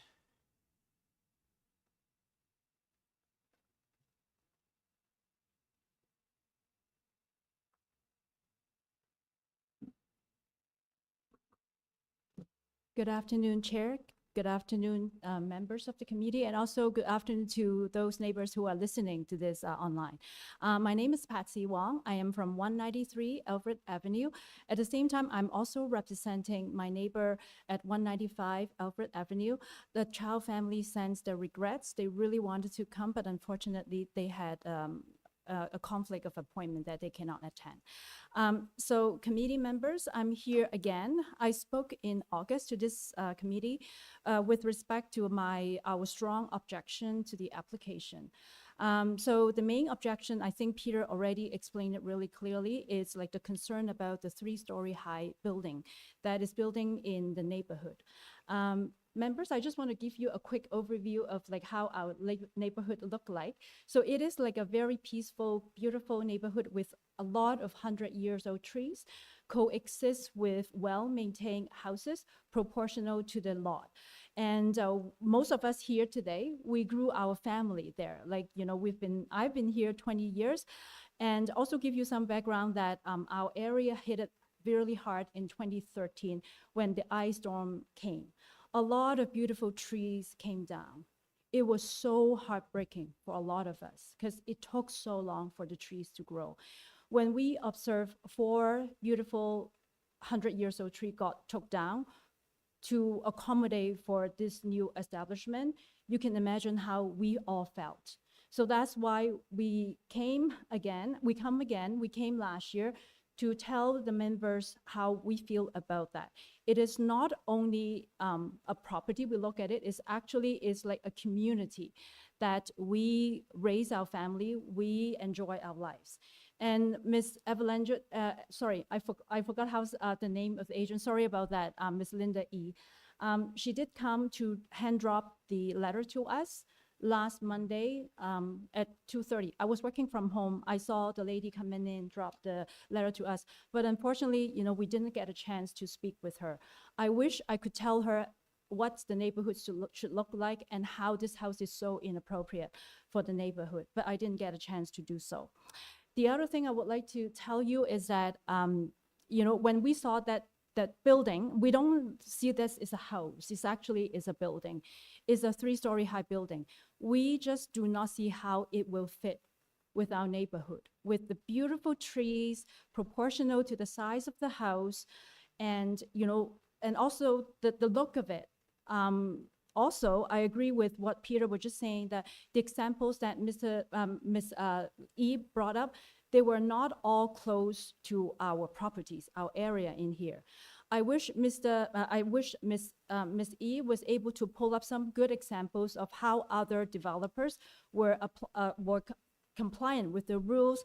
They were so beautiful. They're not humongous, but they look so blend in with the existing house that we have. So members of committee, I'm looking for your support to protect our community, the look of our neighborhood and how beautiful it is. This is the character of our community, and I really look for your support to let us continue to enjoy the environment that we stay in. Thank you, members of the community. Thank you. I'm going to ask the same question to you that I asked to Peter. Are those, you mentioned these trees that came down in the backyard, do they show up on the survey? I don't know, because it's like, survey? I don't even know that for like the survey, how they look like. You know, I'm not a profession in that. Okay. I am just like a member of the public that be able to access all the diagrams and everything, and then draw like, and based on my observation as well, because my backyard is actually, I could see what happened. And it was a big shock when that happened. And I have to tell you that after all those beautiful trees came down, my backyard just doesn't look the same. Okay. Yeah, Members, questions? Okay, thank you. thank you. We have some other speakers. Yes, please, come on down.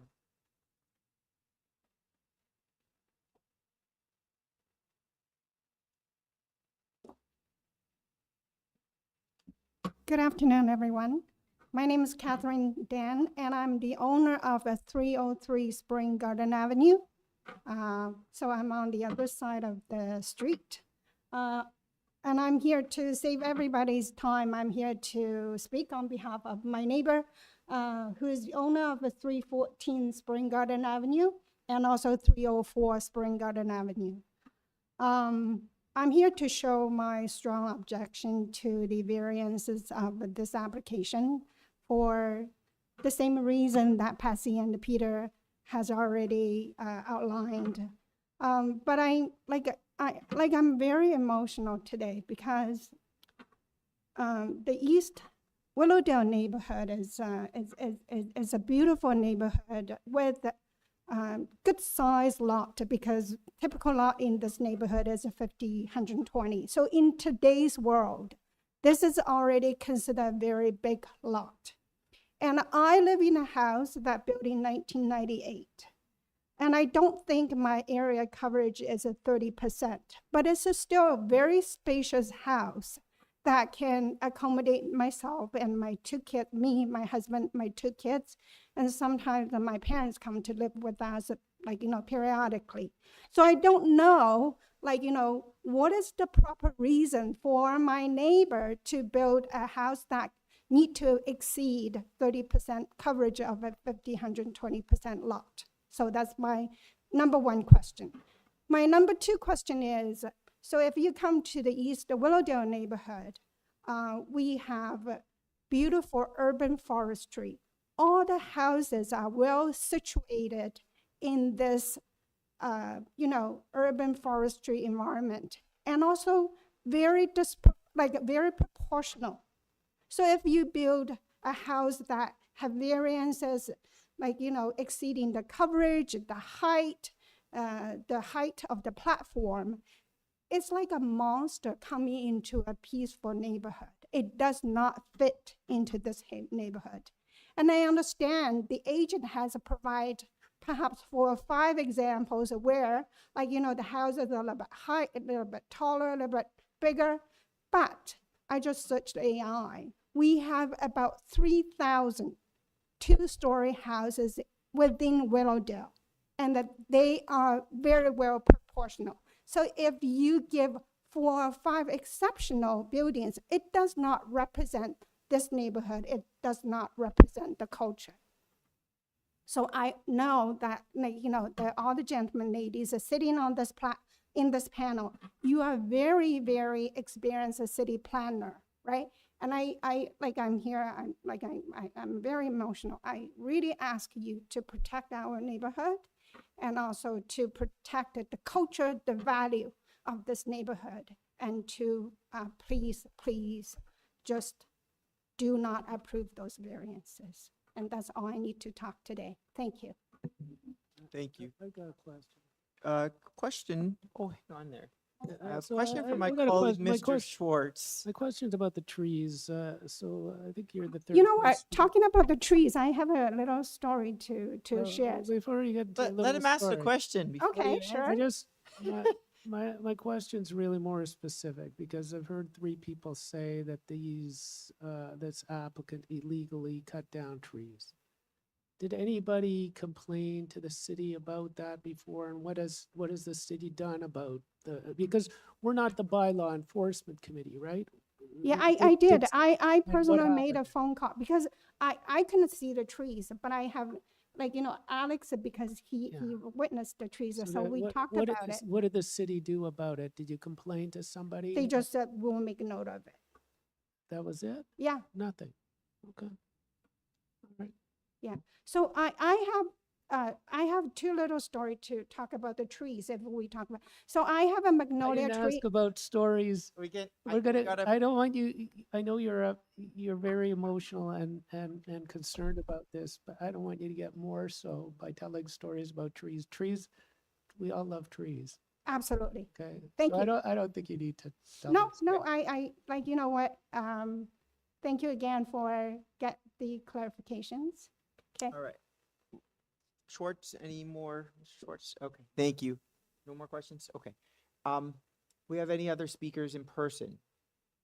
Okay. Steph, I believe there's some members online as well. Okay, let's hear from them.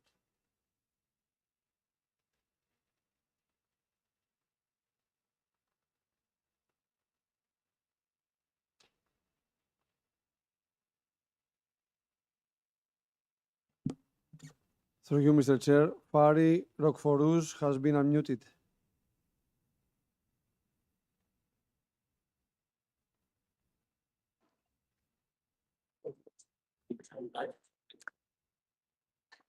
Good afternoon, everyone. This is Fari Rokhrouz. I'm the resident of 29 298 Spring Garden Avenue. Sorry that I cannot speak longer because I'm at work and the place is not really suitable for me to talk uh, in details, but I have, me and my husband, we have objection to all these variations that they want to apply to the new house that they're planning to build. First of all, cutting the tree, it just changed the look of the neighborhood.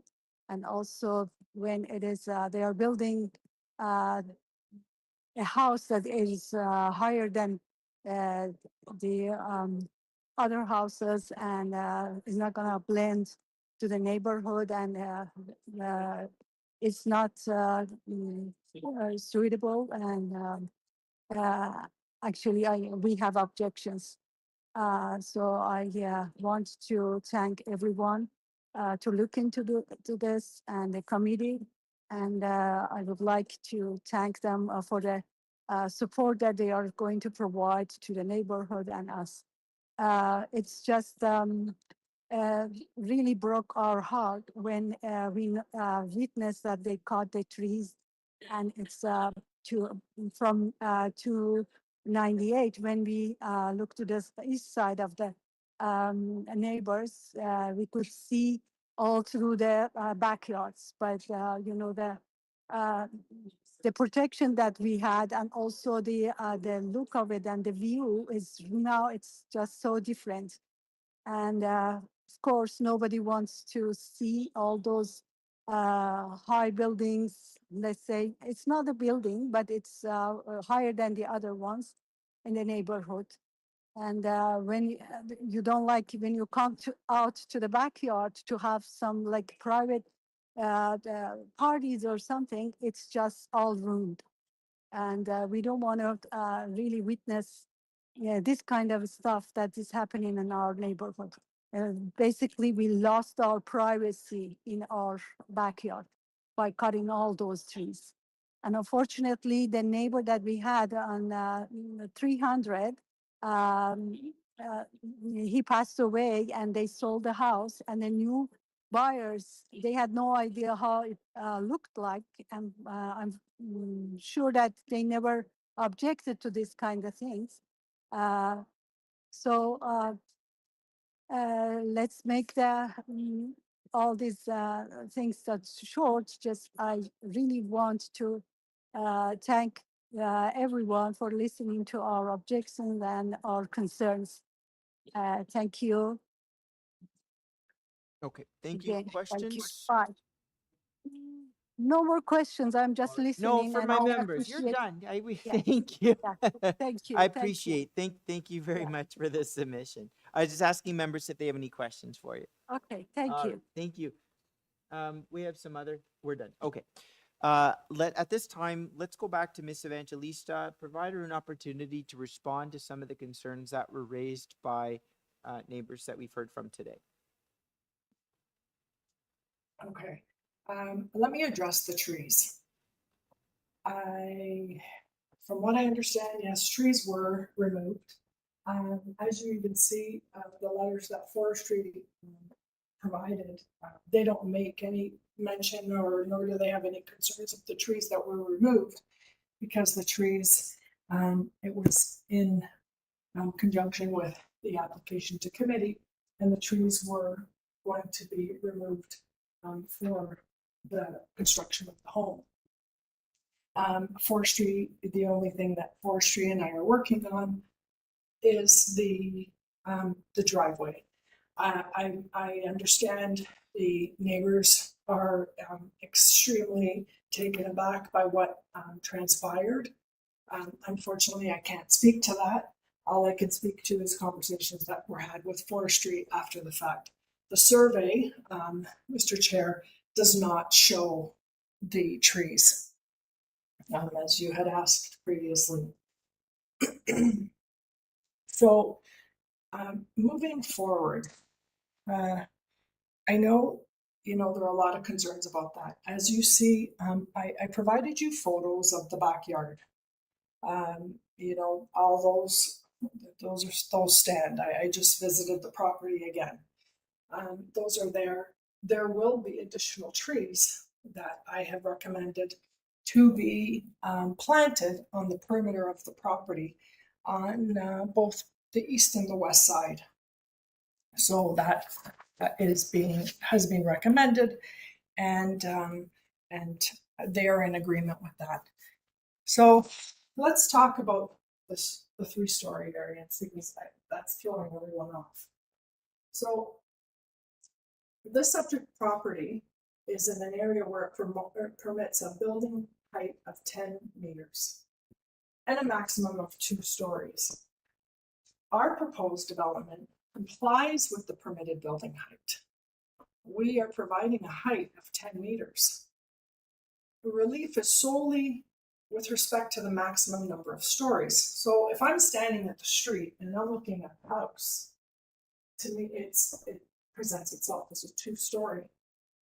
It's the internal of the house, inside the house, where where it's being classified, the basement's being classified as story 1. So the basement level is deemed to constitute a story pursuant to the zoning bylaw definition and the method of how they're calculating the floor levels. As a result, it's technically identified as 3, however, still maintaining the height to comply to 10 meters.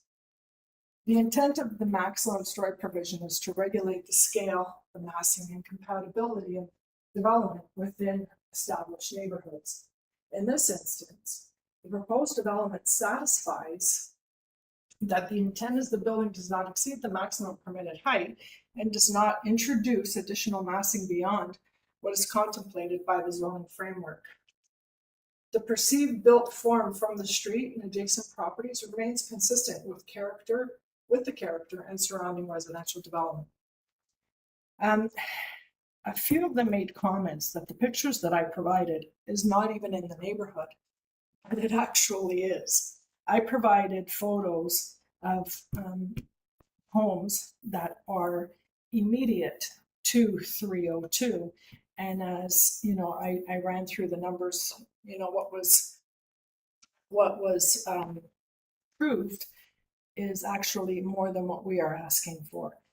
The reason why I added 174 Alfred is because the area being Spring Garden, Alfred, and Greenfield predominantly have homes that look like 174 Alfred and 302 Spring Garden.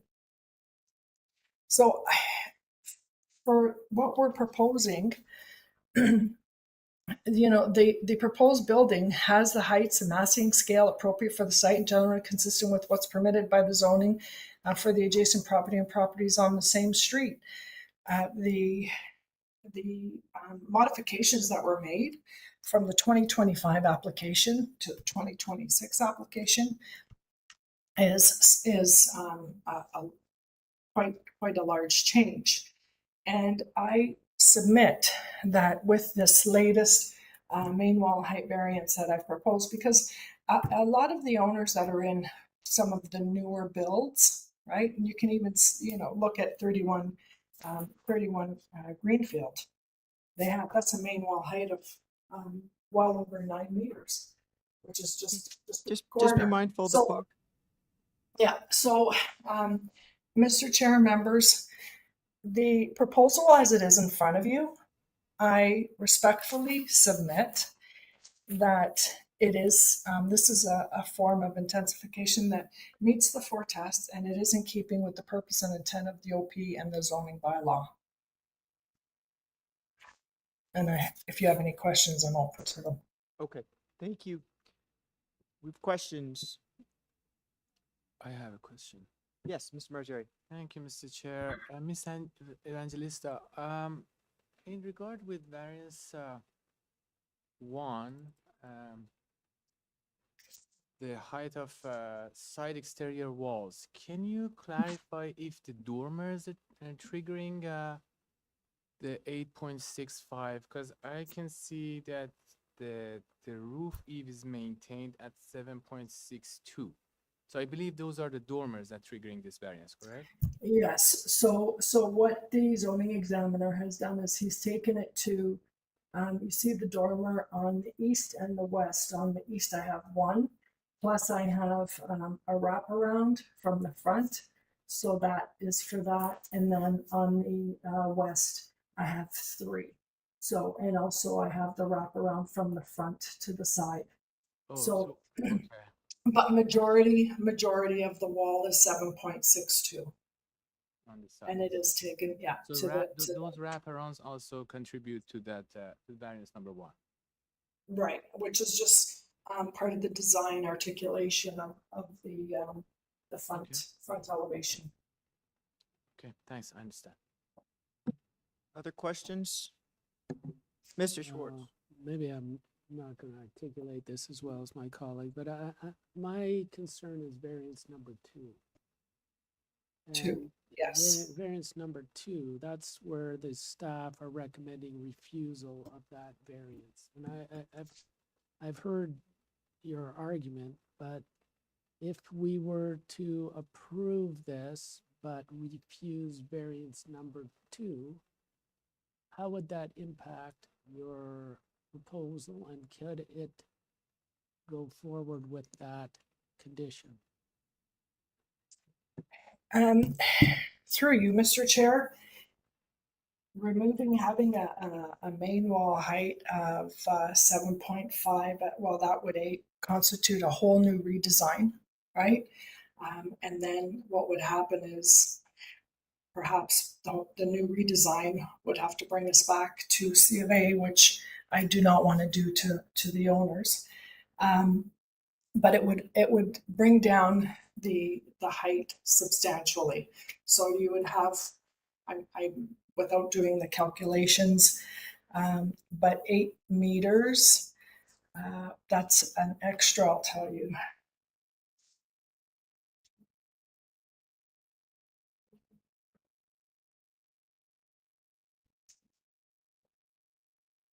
Does that answer?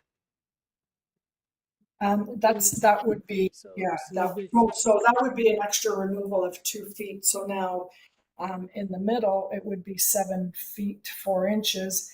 And on the outer perimeter, it would be 6 feet 4 inches. So that would be a substantial change. I know I wouldn't fit in there at my height. So that would be, a substantial change. And this is a transitional home.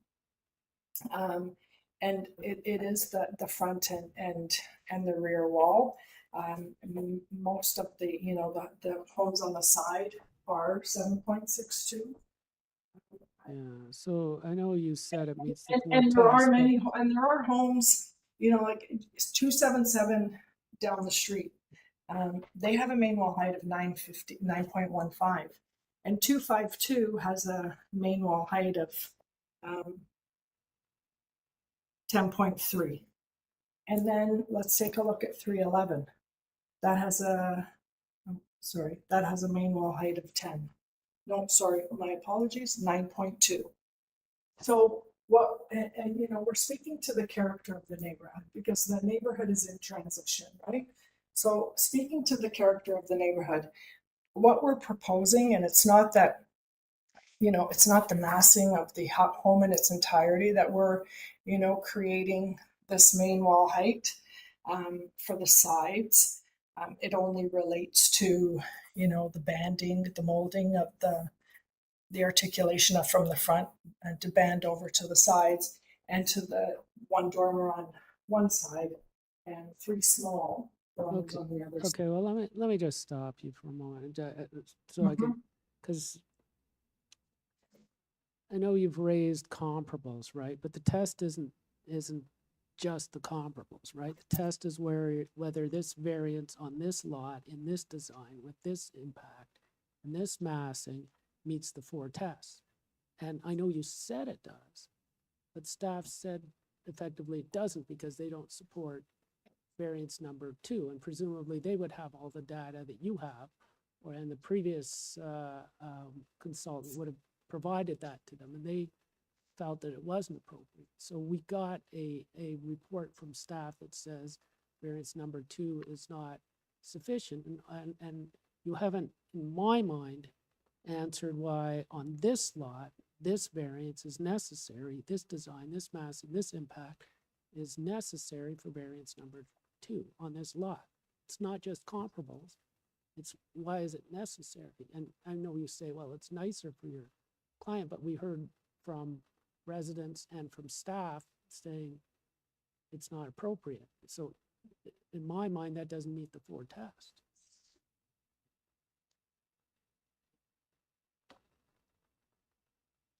Is there a question for, Well, perhaps for, Are we with you or? let's, well, we have, let me I know ask. she's going to disagree, we- but like, Well, Yeah. I mean, that's her, Yeah, I yeah. mean, that's her job, right? It's my She's coming, position. she's Yeah. gonna present an alternate, give her opinion, staff are gonna give theirs. They're not always gonna be the same. It's up to us to decide, it's up which for us to we, decide. She could argue with me. I'm willing to hear her argument. Yeah. I've heard it. I don't think there's anything. Sure. more we can hear. okay.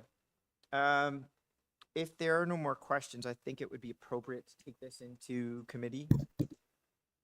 Yeah, okay. Thank you, everybody. Let's take this into committee for brief discussion, followed by a motion, and then after, we're gonna take a break. All right, so we're in committee now. Who would like to get us started? We've heard a lot on this, heard a lot, so, who would like to get us started? I can start. Sure, Mr. Marzieri. Thank you, Mr. Chair. I haven't made my decision yet, but I'm going to go through the variances and give you my opinion. I think variance number 1, I think that the number is misleading. I think it's just the dormers that trigger that variance, and if we tie it to the side elevations, that can take care of that. So I think the real variance is about like 0.12 meters extra height that the applicant is seeking, which is, I think, supportable. I'm going to leave variance number 2. Variance number 3 is, I think it's minor to me. It's 0.14 meter extra, elevation for the entrance, which is very common that we approved it. Variance number 4, 2-story versus 3-story, which is kind of tied to variance number 6.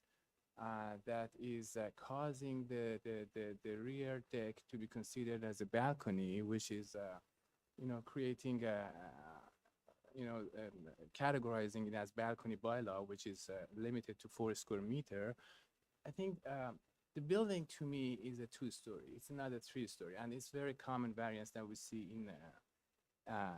in this type of buildings. But I think in design, it could be designed a little bit better, so the building is more like the one that we saw in the morning. It's like lowered at the back, but it's not very uncommon to see these variances for this type of applications. And variance number 5, I think it's just extra 1.98%, lot coverage. I think is supportable. The main question is variance number 2, that the staff is also not supporting. I understand that is for the front and back articulation, although it's not a great articulation. I don't like the design personally, but I think it's an extra 1.15 meter, and to me, I think it's not creating a mass. If we can consider like a flat roof building, I think we could have approved this type of main wall height for flat roof, and since the building is maintained at 10-meter height, it's not a big variance for me. But I'm open to hear from my colleagues. My main question is variance number 2, which the staff is also questioned. So I'd like to hear from my colleagues about that. Sure. Yeah, very similar stance to where you are, and I'll state that I think I need to hear from my colleagues on this. I'm looking at the neighborhood, and you know, when the neighborhood was built, the generally consisted and still today, very much so to the one of our neighbors' submissions is they're 2-story homes. And what we've seen over time in recent years is the introduction of these 2-story/3-story homes with the integrated garage. Now, from a planning standpoint, I don't think, you know, this is not an area in transition where I would expect any house that isn't new to be torn down and a new house built. So there has to be some form of compatibility. And when I look around the area, I would say with those integral garages, the 2 where we would trigger variance number 4, vast majority of them, there's a bit more of a sensitivity to the way in which that 3rd story is integrated. And that's usually done, and I'll draw from some of the examples that were provided by Ms. Evangelista, where you do have higher main wall heights, but that's done through either a dormer or an angular plane so it starts low on the sidewall and then it comes up. There's architectural features. And in many cases, they're pitched roofs that come down and over those 2nd-story windows. I'm not really satisfied with respect to the way that the main wall height, it's not necessarily the number, but the way in which the number is being used in the built form. And that is, it's almost like a faux wall all the way across. There is very little sort of relief. And I don't think it does a fair job of responding to its context. Now, I will say there are some outliers in the area, but I'm going to refer to OP. You know, the wording that we have is prevailing, right? The prevailing built form in the area. I would say that a few of these outliers do not constitute prevailing. And I think if we're going to see more of these integral garages, variance 4 in, there has to be a sensitivity to fit within the area, and not just saying, oh, well, you know what, they're all over the area, we can therefore just, you know, build 3 stories and go to this height and go all the way across.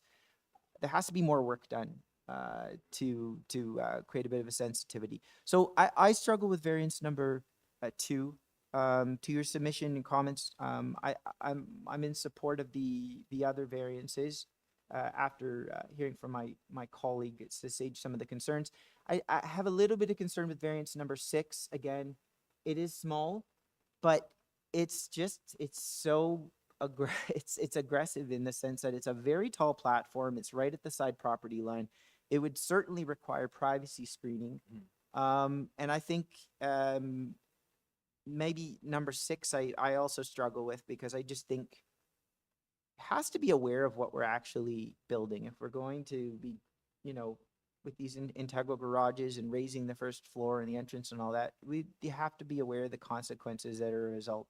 I think there's other ways that they could be resolved. The smaller platform that goes down to a larger deck.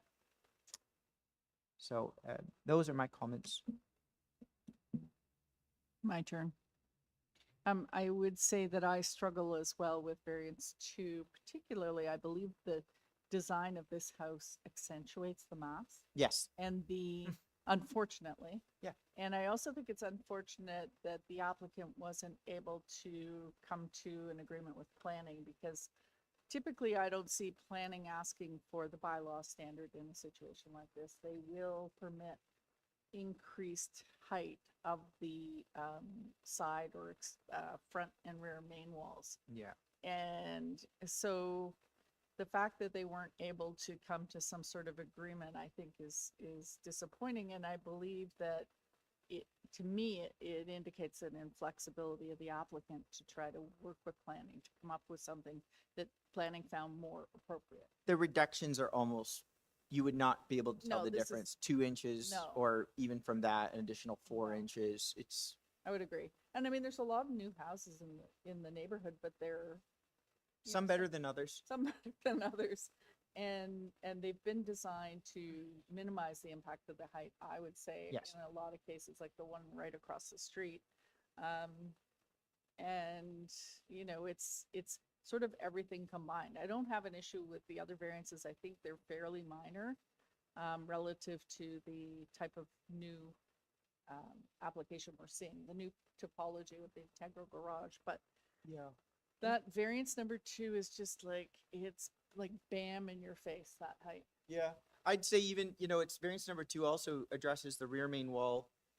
I think I could have been satisfied if there was some coverage there, and I think the applicant, regardless of whether or not the trees were moved legally, not legally, I think having the trees there would have helped to calm my concern with respect to impact at the rear. If there's no coverage or no trees, things like balconies, decks, all these massing things, they're more intrusive to the neighbors that are behind and on the side. So perhaps, whether it was intentional or not, I think frankly maybe the applicant did themselves a little disservice in that now you've got to deal with the massing. Whatever's built is going to be very clear and out there for people to see. There's no sort of mitigating canopy there.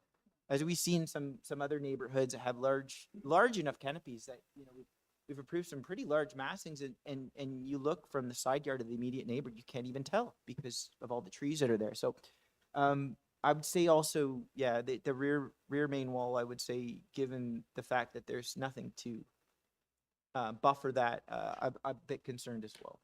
But I will say on the positive that there's no side yard reductions, there's no front, rear Yeah. yards, and no height, overall height. Yeah. However, I believe that these front and exterior side main wall and front and rear wall are impactful from a height point of view. Yes. So even though there isn't an overall height increase, I think they do have an impact on the neighborhood. Yeah. Mr. Schwartz? Okay, so the way I see it, we've got a bunch of options, but we got 4 main options of what we can do with this application. We could approve it if we think it's good. We could approve it except for variance number 2. We don't like that. We could defer it to allow them to fix it up because of variance number 2. And this is why I asked the applicant, could you do it if we just approve it without variance number 2? And like my colleague, Mr. Marciari, I too don't really have a lot of problems with the numbers there's a bunch of changes, but I think I could live with any of those other ones. It's variance number 2 where we had negative staff report on it. And then I asked the applicant, and effectively it's one entire application. So that comes to our 4th option. So again, first would be approval, next would be approval except for variance number 2. The 3rd would be deferral to allow them to fix it up, and the 4th would be refusal, right? Now, refusal would not be because we don't like the other variances, but because as a whole, because of variance number 2, because the applicant didn't work with staff to reduce variance number 2 and so forth, we could just refuse it, let them go back, work with staff, come up with something, or if they don't like it, they can appeal it, and they're done. So my inclination is to refuse, simply because it's one application. The variance number 2 is integral to it. It's not going to help the applicant by approving it and disproving variance number 2. I think it's one thing that come through it all.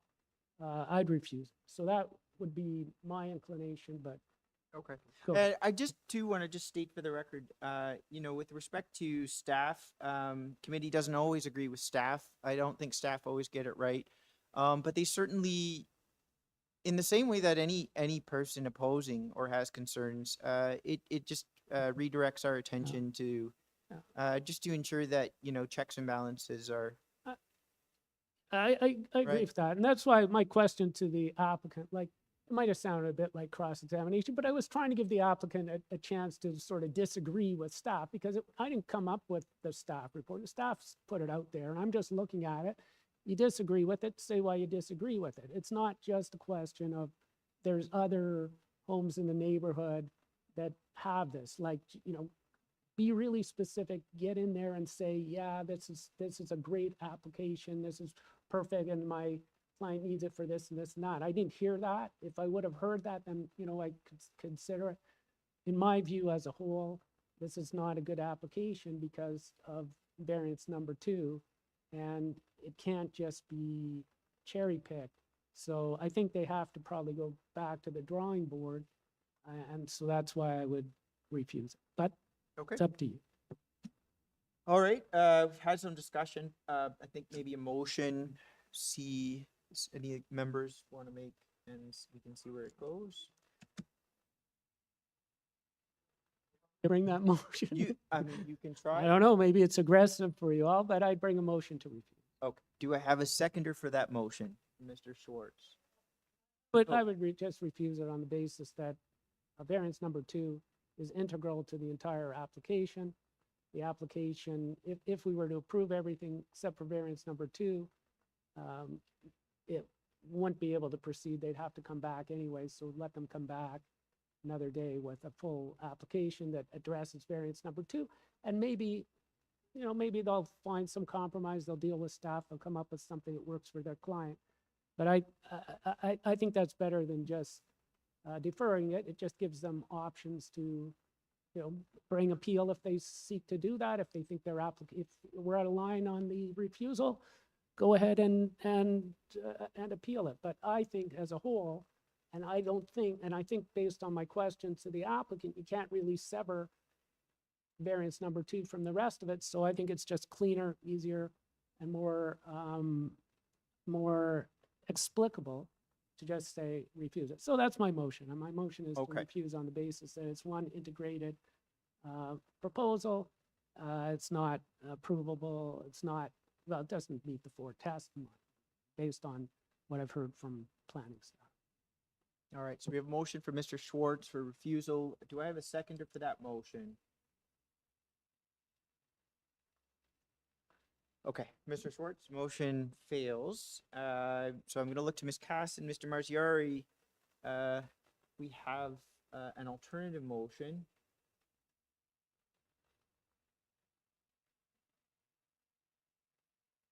Not sure you'll like mine. All right, I will take an attempt at it, and I think I disagree with the concept that if you refuse variance 2, you can't build the building or work within that. I will propose a motion to approve variances 1, 3, 4, 5, 6, 7. And No 7. sorry? No 7. Oh, It just so says no 6. 7. 1, 3, 4, 5, 6. We have those. This one? We do. Yes, we do. Obviously. Subject to forestry number 1. I think that the majority of the variances are reasonable and meet the 4 tests, but I cannot agree to variance 2. Oh, All right, sorry. No, is it variance 2? Variance 2, yeah. Okay, do I have a, Sorry to Yes. interrupt. Was that to refuse variance number 2? Yes. yes. Do I have a seconder for Ms. Cassin's motion?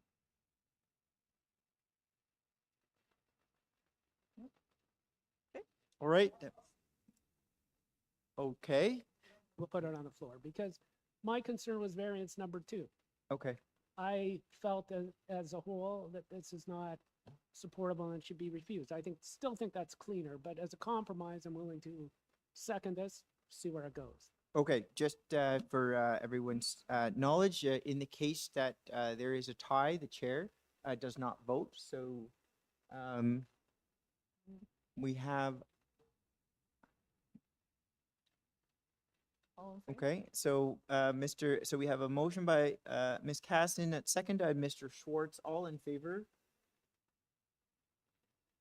Okay, opposed is Mr. Marziari, and Mr. Allison has not voting. Okay, so the motion carries. The application is approved in part.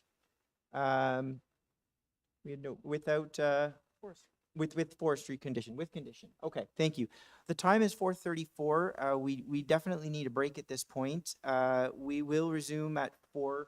12:40. Take a 15-minute break. We will be back sharp to resume with the rest of our agenda. Thank you.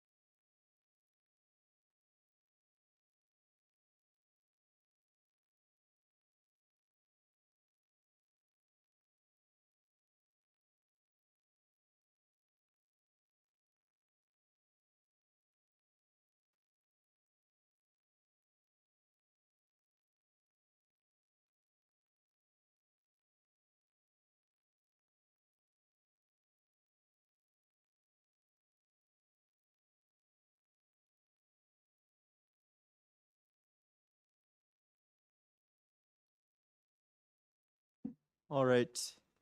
Thank you, everyone, for your patience. Okay. 19.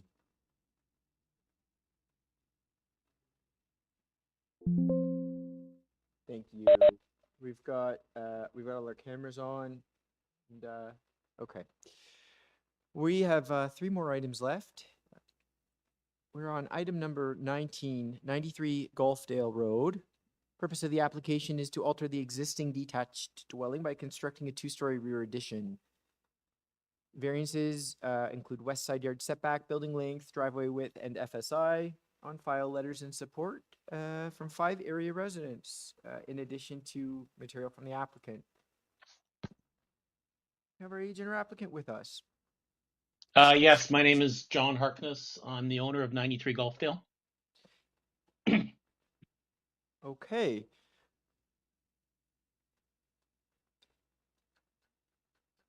I'm going to ask my colleagues if they would like a presentation from you. We have some questions. Perhaps we just start with a question from my colleague, Ms. Casson. Thank you, Mr. Chair. Just a clarification of variance number 3 for the driveway width. The maximum permitted width is 2.6 meters, and the proposed width is 2.44. So I just questioning why we have this variance. Is it not compliant? So where the house is existing on the lot, the driveway goes on the side, and the existing driveway is the 2.44. So we're just basically continuing the driveway back. Oh, Guess the- it's to do with the parking spaces in the rear yard. That's the issue. Correct. Yeah, the city, when we went to ZAP, the city wants a full-size parking spot behind the rear of the house, and the only way we can do that is to carry the driveway all the way to the back, and so the Okay. driveway is just carrying on. Thank you. So- I understand that now. Okay. Very good. Other questions? Okay. Members, would we like a presentation on this, or I'm seeing heads up there. I don't. All right. Mr. Harkness, is that right? Yes. All right. It doesn't appear we need a presentation. If it's all right with you, I can take this matter right into committee. Sounds good to me. Okay, let's go into committee.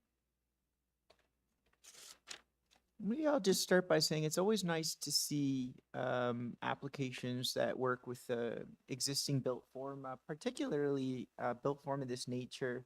I think it's a very good form of intensification. I'm glad to see there's some letters in support from area residents and no concern. I will add, I think it's a textbook addition application, and it meets the 4 tests. The variances are minor in nature. I think that it's appropriate for this area. It's sensitive to the neighborhood and the neighbors, and I have no problems with it. I'm happy to move a motion for approval. Sure. Just before we do that, I would ask, is there any benefit to tying to site plan, given that the building length is only for a portion of the building? Is Sure. that? I'm fine with that. I But- just looking at the rear main wall of adjacent neighbors. It does extend a little bit past, but I think it's an acceptable impact. Yep, that's Given that the porch is actually nested into the side rather than extending even further into the rear. All right, how Okay. about I propose a motion for approval of the application, subject to the development being constructed substantially in accordance with the site plan. And I think we only have one site plan, Do you see that? Yes. A 1.0.0. Yes. That makes sense? Okay. All right. I second that. And I just want to add that it's beautifully designed and documented. We usually don't see this It type is. of drawing. Yes. Yes. It's a great architectural work. Usually I don't speak. I don't like to be the See first to one or speak two, as yeah. chair, but I felt a little compelled in this case. So very good job. Did we breathe a sigh of relief? Pardon? We breathed a sigh of relief. when we saw Aside, this, as yes. opposed to some applications? Um, okay, so, we've got a motion, and Mr. Margeri, that's a second? Okay, all in favor of that? Okay, that's unanimous. That is approved, with a condition. Thank you. That's great. Item number 20, 223 Snowden Avenue. The purpose of this application is to construct a rear two-story addition and a rear deck at the back of the existing building. 4 variances before us: west side yard setback, building length, FSI, and west side yards. Yeah, another west side, 2 variances for west side yard setback. One related to the rear deck. Okay, on file, I have letter of objection from 264 Glen Forest Road, and some comments from community planning. Our agent with us.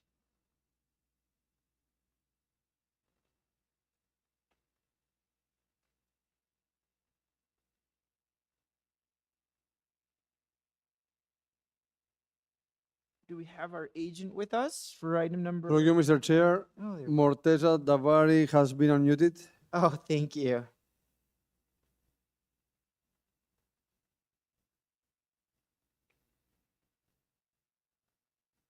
Hello.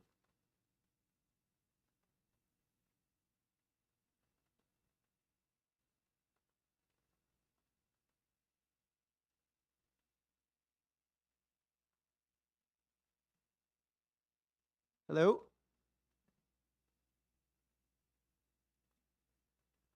Mr. Davari, are you with us?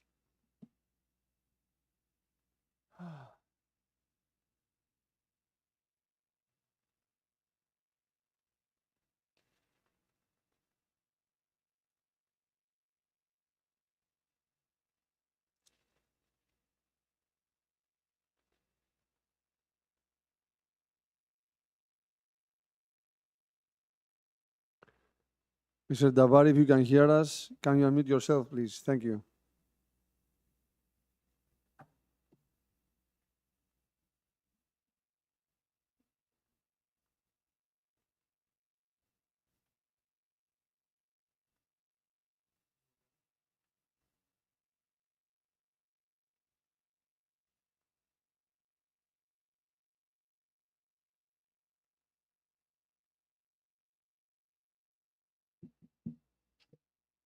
He's on the speaker.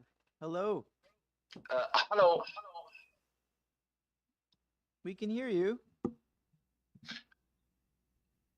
Good afternoon, Mr. Chair and committee members. My name is Morteza Davari. I'm the designer and the owner's agent for 223 Snowden Avenue. My address is 3080 Young Street, Suite 6060, Toronto.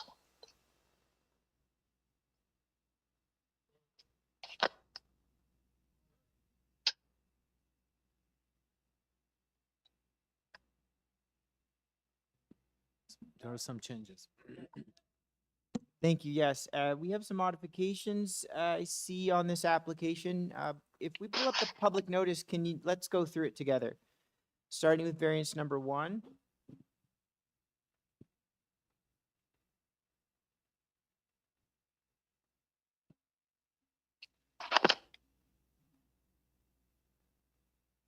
Excuse me, hello, can you hear me?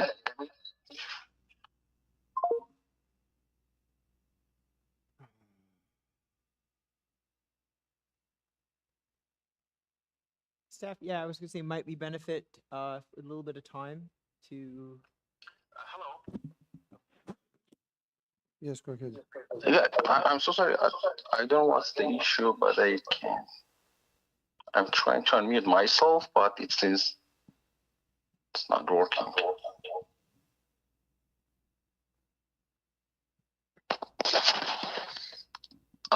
If you can hear me, I would be happy to give you a presentation if it would assist the committee. Well, before we get to a presentation, we have some modifications that you'd like to make. Is that true? Oh, I'm so sorry. I can't hear you properly. Do you have any modifications to make to the application?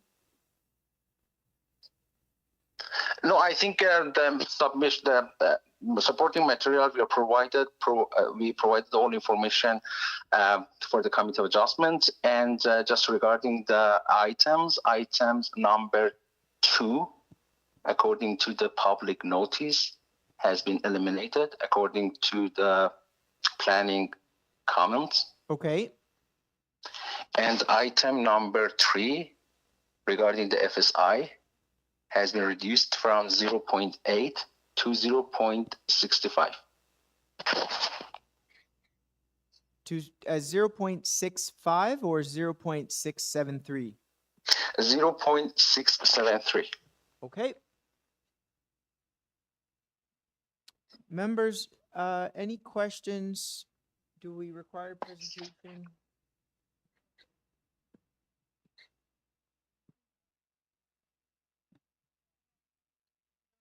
No. What about the rear deck west? It's, what is the rear deck west side yard setback?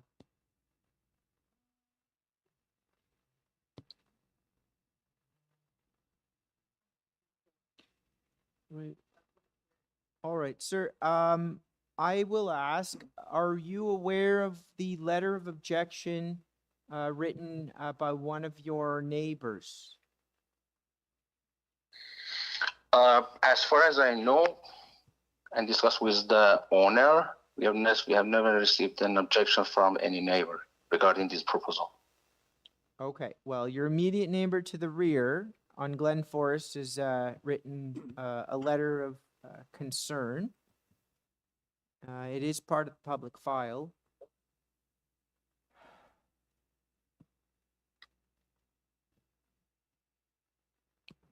No, this is the first time I see this one.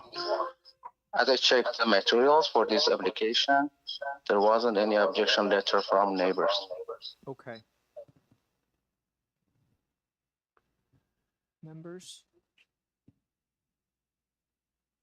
Do you have any questions, and would we like a presentation? Okay, sir, it appears I've asked my colleagues if they have any questions, and the answer is no. And I've also asked if they would require presentation, and they've indicated no as well. If it's all right with you, I'll take this matter into committee. I'm so sorry, I don't understand. For some reason, I can't hear you properly. Sure. And because I'm speaking through the phone, but I can hear you through the speaker, so it's a little bit confusing for myself. I'm so sorry about that. I'm trying to unmute myself several times. Okay. But I'm not sure if you can hear me through the... Yes, we can hear you. Can we're going to take this into committee, but before I do, is there anything you'd like to add? Maybe staff can communicate that to the applicant? Yes. No. No. Okay. All right. I'm gonna move this matter into committee now. Okay. Thank you. Can only accommodate so much. Okay, so we're in committee. Mhm. There we go. Thank you. Okay. All right, members. Good to see some modifications made, and good to see some coordination with community planning. I think I will start the conversation and just say I think the changes that have been made are reasonable. Yes. And the application as it stands now as modified is more than appropriate and meets the 4 tests. And it's a modest addition to the existing tiny house. I would agree. Okay, so it looks like we're ready for a motion. Do we need in accordance with the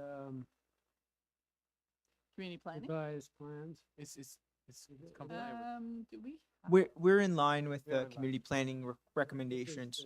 We've made the 2 modifications, variants Do we 2 want and 3. to tie it to plants?